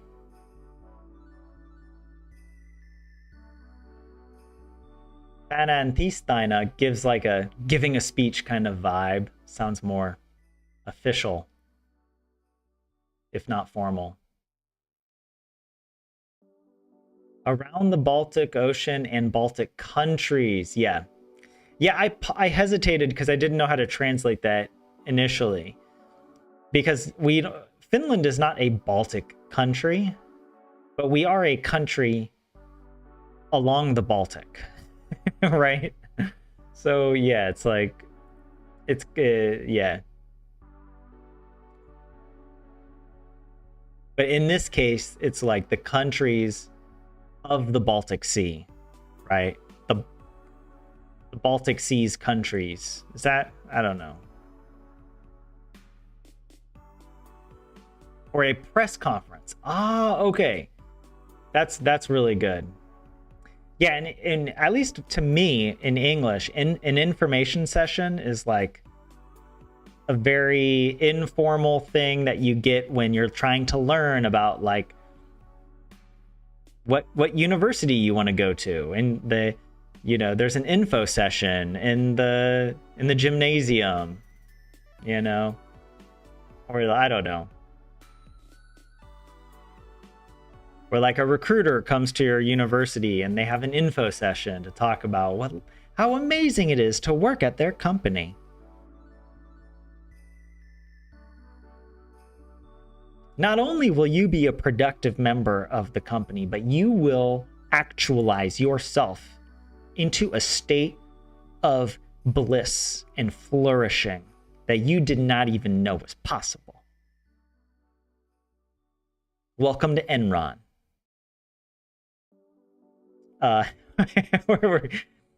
Enron is an interesting case, actually. I read a really good book about Enron called The Smartest Guys in the Room. Really good book. Where were we? Mertsin mielestä Saksa voi oppia tästä Suomalta. So in Mertz's opinion, Germany can learn from Finland. Learn about this from Finland. Oh wait, I skipped a sentence, right? Mertz sanoi, että Suomi varautuu hyvin kriiseihin. Mertz said that Finland has dealt with crises well. Is well prepared for crises. Crises, the plural of crisis. Wouldn't it be nice if it was just crises? Crises. No, crises. Is that because it's a Greek word originally?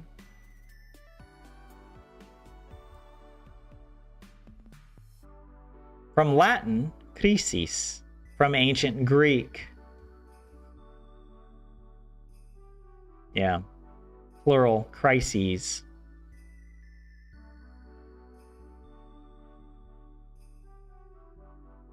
Anyways, okay, I'm getting distracted. Look, I like learning about English too, all right?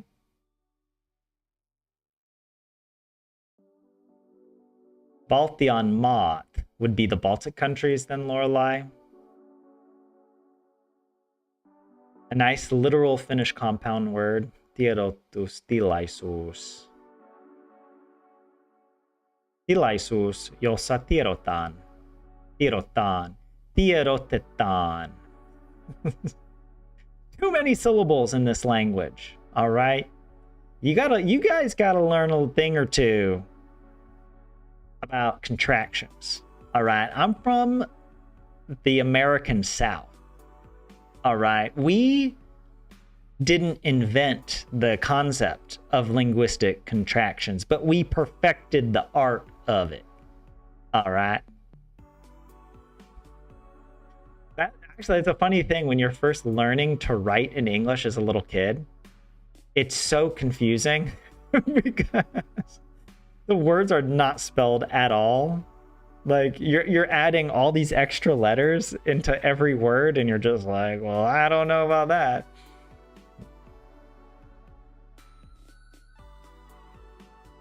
Especially if you grow up in a place, yeah, like I don't know, Mississippi or something, where it's like a different language.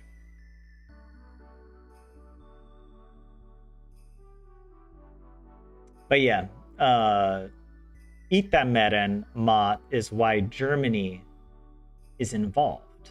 Oh, okay, because they also have coastal area, right? Even though they're not a Nordic country, they have a coast that is along the Baltic Sea.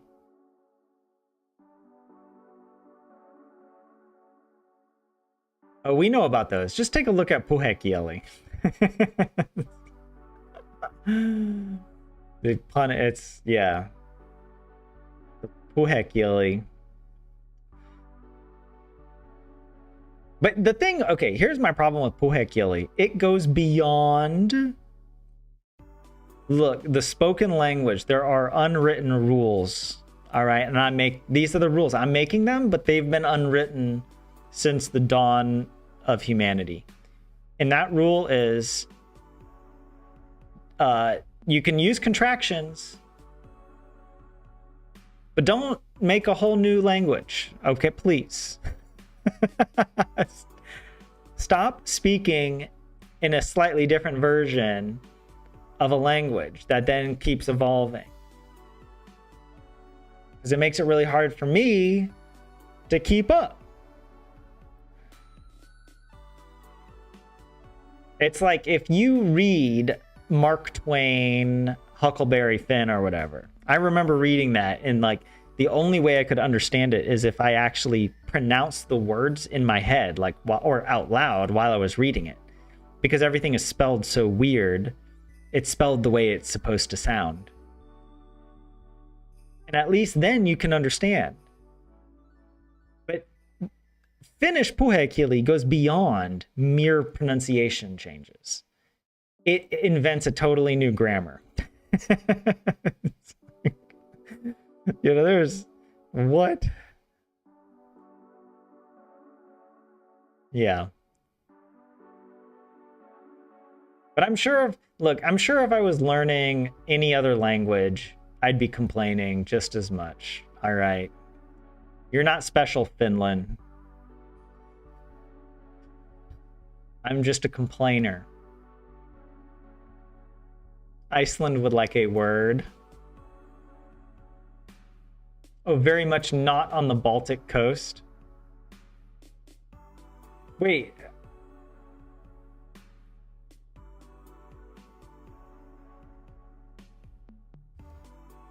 What is this? The Baltic Sea.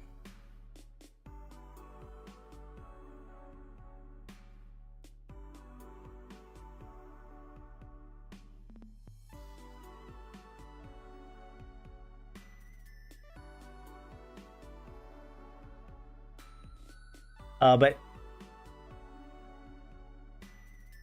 anyways, I was hesitating for a second because I was like, wait, oh, if Iceland was there, maybe Itämeri could also include other parts of the sea besides what I think of as the Baltic Sea. But yeah, whatever. Not a big deal. But yeah, but Iceland is still there. They're like, we're a Nordic, right? We're here. And yeah, the Puhekieli is in all these different dialects. Puhekieli is the real deal, says DV. Yleiskieli is just a fetish of äidinkieli teachers.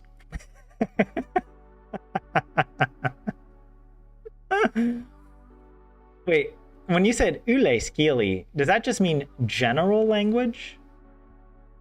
Or is that like the standard? Yeah, yleiskieli. In this case, the written, the common language. Yeah, the standard language. Lingua franca.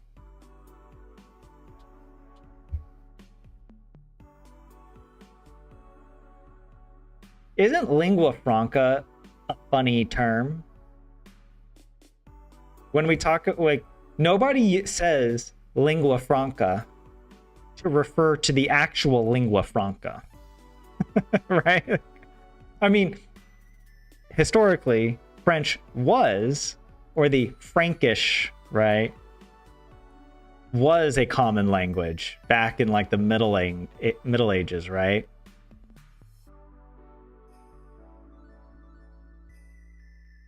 What the most common plural is lingua francas. However, the plural forms lingue franche.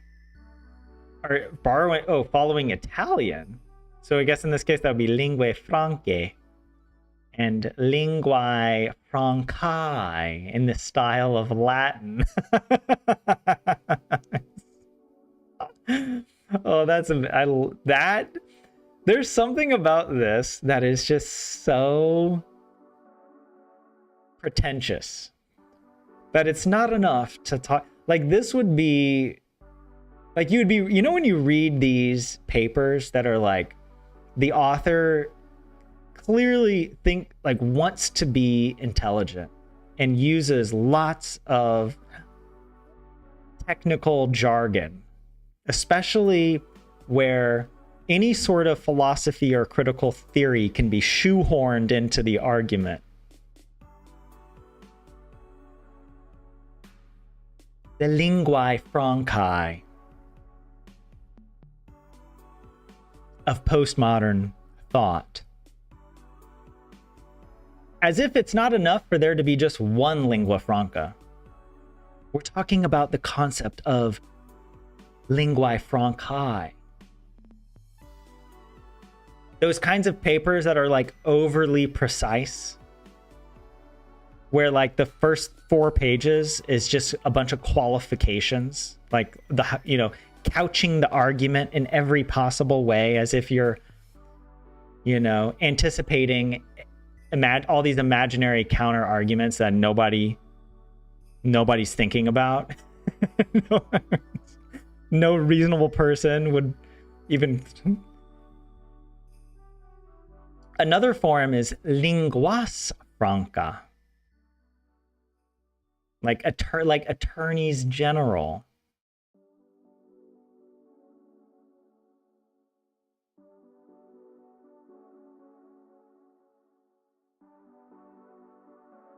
Yeah, English does have some different dialects. Yeah, the British Isles, some are quite unintelligible. Yeah, the Eastern Sea, Lorelei. Blame Sweden for the name.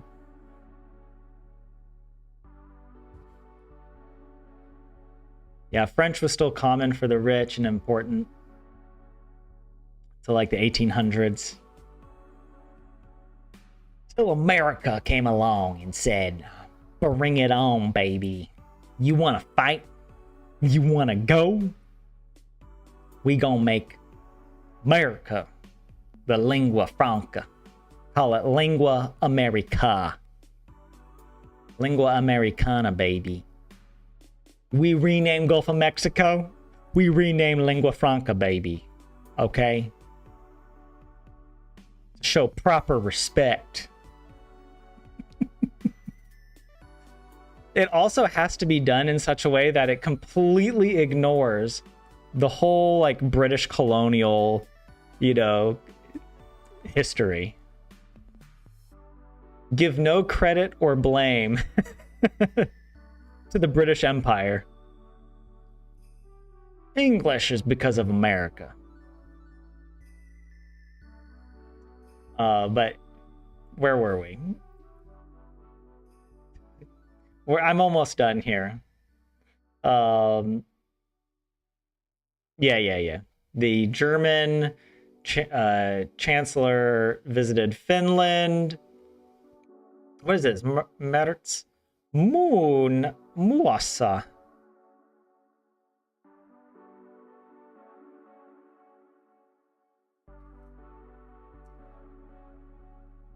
This moon is confusing me.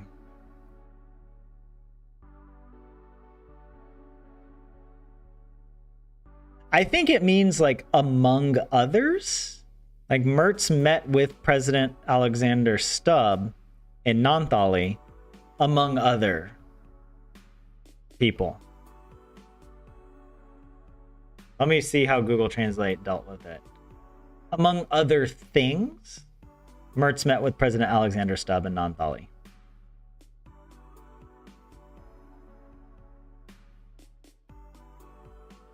Your favorite quote on American history is from Eddie Izzard's stand-up show when performing in Alcatraz. I grew up in Europe where the history comes from.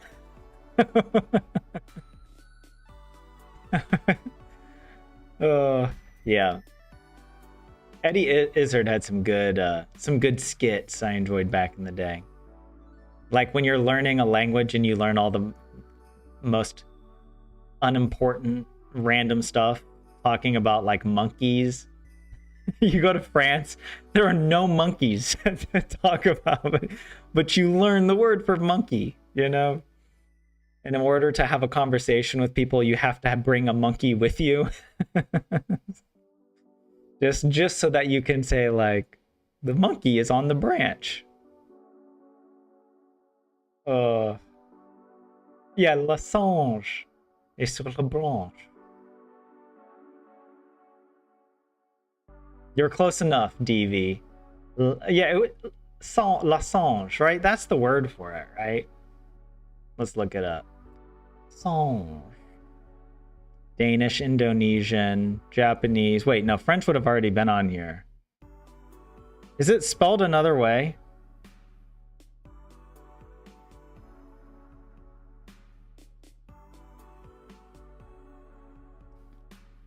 Oh my, no, I don't want Indonesian. I just accidentally clicked. A, B, C, D, E, F.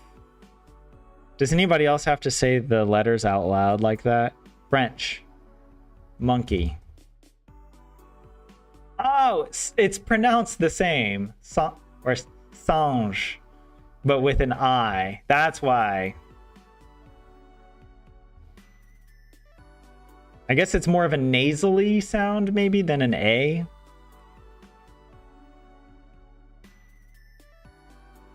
Wait, not English. What am I doing? Oh my gosh. Wiktionary, come on, just give it to me. And wait, it's masculine, so it'd be le singe. Le singe est sur la branche. Monkey. Macaque. Why does it say Louisiana next to it?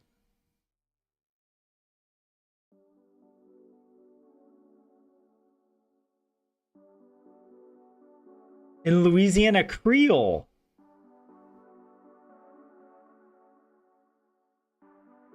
They would say macaque or macaque instead of a monkey? I mean, half my family is from Louisiana. Though I get none of them speak Creole. But the whatever, the influence, like the Cajun French influences their English. Anyways, what am I doing? I gotta wrap up stream. We're at the end, all right? We survived, okay? We did some Finnish. Not a lot, which is okay. Yeah. Le chat est sur la chaise. A singed monkey, exactly, JS. Back home, JF. Oh, since JS did 11K, JF, you had to do 12. You had to one-up them. Well done. Way to touch grass, people. We are the cult of touching grass. So get outside. I think that's one thing I can appreciate about Finnish people. You guys, you get possessed by a demon when the weather becomes good. When the weather gets nice, Finnish people, they lose their minds and they go outside for way too long. I mean, I know it's like as if they came out of hibernation, right? But you would think that a Finnish person hasn't seen a good day of weather in 10 years. Like this is a Game of Thrones season. So on good weather days like this, people are out and about. I'm sure the city center in Helsinki was buzzing. I noticed it, especially when I first came to Finland, and it was like, it felt like out of a movie. It didn't feel real. It was like suddenly everybody was out. it was like I like to think of it like the beginning of Beauty and the Beast, where all the French people are out singing in the town. Like, that's the vibe that you get. You get that bonjour vibe from all these Finnish people who are awakening from their hibernation, their long slumber. And they're all out on their bikes, out in the forest hiking or running. Yeah, the over enthusiasm. But yeah. You might do 13 next Tuesday, JS. It's hot now, Lorelei. It was like the perfect weather. It's not too hot to make me sweat. Like, I love this kind of like 17 to 18. That's my temp. The summer is a bit too hot for me in Finland. It gets to like above 20. And then it's like, if it's like 25, it is just not good. All right, I'm just going to say it. 25 sucks. When you're stuck inside at 25. If you're outside doing stuff, 25 is okay. But inside, it's, I don't know, it gets stuffy. Even with the windows open or whatever, it's too much. On Friday, there were considerably fewer people than you saw today, JS. Yeah, it's that warm weather effect. Oh, you took your fan out of storage, 27? I always have mine ready. I have a little floor fan. 20 to 22 is your comfort zone, DV. Yeah, it does depend also on like how your home is set up. Like if you got a lot of south-facing windows, it can get really hot. And yeah, I don't have any AC. I don't have an AC unit. So I kind of just have to suffer. What I do when it gets too hot in the summer is I take freezing cold showers. Like painfully cold. Like I put it maximum cold. I make sure that water is coming deep down in the permafrost, you know, from Finland, so, right? Where it's the land of always winter deep down beneath Finland. Narnia is pumping this ice cold water up. And it's like, you know, when you take a really cold shower and it hurts and you're like, oh, you can't breathe. I like the pain. I like it. I'm like, yes. Yes, I was so like the pain of being really cold somehow offsets the pain of being sweaty and uncomfortable.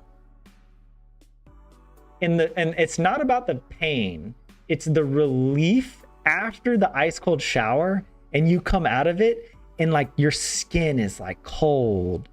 And I'm like, oh.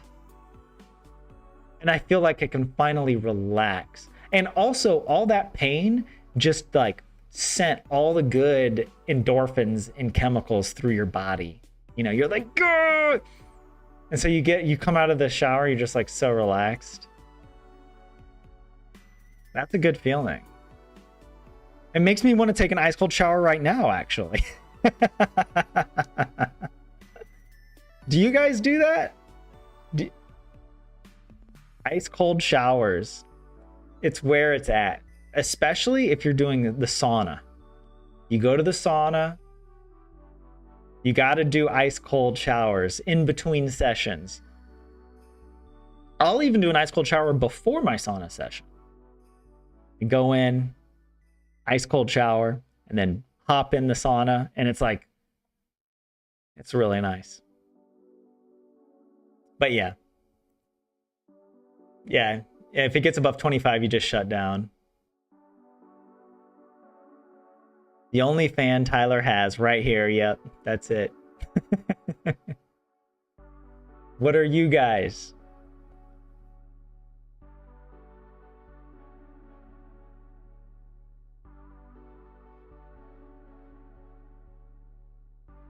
Have I done any Avanto swimming?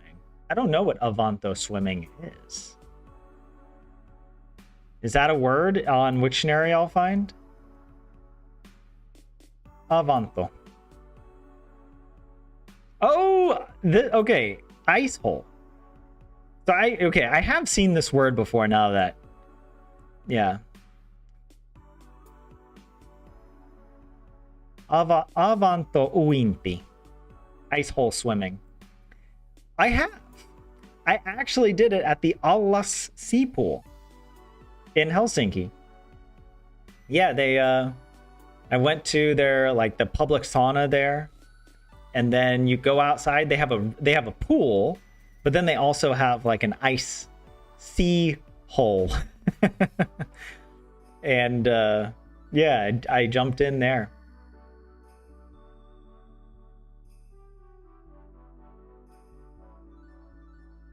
Oh yeah, 27, you're on the north side of the house.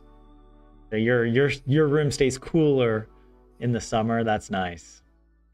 You would do an ice bucket challenge between sauna sessions, DV, as a kid? Was that pretty entertaining for your parents? If I had kids, that would be that would be my form of entertainment. But not subjecting them to it like against their will, you know. But like I would love to have a little kid that who would just do that kind of stuff. Just for, you know, when kids do things to make adults laugh, and it's so dumb, it works, right? When kids are just so dumb and silly, and maybe you weren't doing it to make the adults laugh, but that might make it even more funny, because then you can't laugh at it out loud. So you and your partner have to be like, oh yeah, that's very cool. Yeah, that's a lot of ice water. That's, wow, you're doing such a great job, little DV. Wow. But it was cold water. No ice though. Okay. You would only do cold showers as a child, was afraid of hot and warm water. Why were you afraid of it? Oh, with other things, your autism diagnosis explains some stuff. Okay. Yeah. DV, you did it free willingly. Oh, you suppose you did like it. Just a thought gives you a headache now. Hey, maybe that's why you need these ice showers. I don't know. There. But it is like, sometimes I do that where I put my head under the ice cold water and it's so cold, I get a headache. Like I can only keep my head under the ice cold water, I mean, for like a few seconds before I get an actual headache. And I'm like, yeah, okay. Like a brain freeze. But also, what is a brain freeze? Why do we experience that? And why? Okay, also, I almost never get brain freezes now. But as a kid, I used to get brain freezes every day. Maybe not every day, but I feel like it was a common experience that you would consume something cold too quickly and then get a brain freeze. But that was also because we would have like ices and like these, like kind of like a slushy. And it would be so sweet and delicious. And then you would just, and then before you knew it, your brain was frozen. Why does your brain freeze? I mean, does the icy actually change your body temperature or the temperature of the blood going to your brain that it can cause? Or is that just your brain pretending, like simulating a feeling of cold in the brain to cause you to slow down? Like, is it? I don't know. All right, I do need to wrap up this stream here in a second. Wait, you've gone to Avanto once, JS. It was nice. Could do another, but I have to go and search one. That one was readily available at some event. That's true. I feel like there are lots of things I would like to do if they didn't require effort on my part. like, like I'm not gonna go out and carve a hole. Yeah, no, I don't know anybody who does that kind of stuff. Yeah. But you're gonna give it a try, DV? Tell me how it goes. Is there a Finnish word for brain freeze? Jäätelöpään särky. Ice headache. Or aivojäätyminen. Aivojäätyminen. Literally like brain freeze. Brain freezing. But that sounds like a crappy direct translation. Yeah. We only deal in crappy direct translations on this channel, all right? It is caused by a cold substance touching the roof of the mouth and is believed to result from a nerve response causing rapid constriction and swelling of blood vessels, referring pain from the roof of the mouth to the head. Well, thank you for that, JS. Yeah, I mean, I'm sure somebody has studied this, right? So yeah, it's not that your brain is actually getting colder. Or maybe it does a little bit. I don't know, but it does seem like it's more of a nervous response. Yeah. All right, guys. Thanks for joining the stream. I will be back with some more Terraria on Thursday. And I apologize, JS, for playing Dredge and not streaming it. It was an impulsive thing. I just wanted to try it out. And then I got kind of hooked. I was like, hey, this is kind of... I got to keep fishing. Oh, yeah, I know, JS. You aren't actually upset. Thanks for that. Thanks for being understanding. But yeah, I'll be back on Thursday. We'll do some Terraria. But if you want to join another Finnish live stream, we do this every Tuesday, 7 p.m. Finland time. Yeah, thank you, Lorelei, Polyu, DV, JS, JF, 27, and others who are here, and all my lurkers. Shout out to the lurkers. This was our first stream with the new microphone. I think it held up pretty well. So we'll continue the science experiment with this microphone and see. Yeah. But I'm just waiting for it to mess up. And then I don't know what I'm gonna do. Go buy another microphone? I don't know. Yeah, no hiccups with the mics. That's good to hear. Yeah. All right, guys. Have a good rest of your week. And yeah, hope to see you in the next live stream. Bye for now.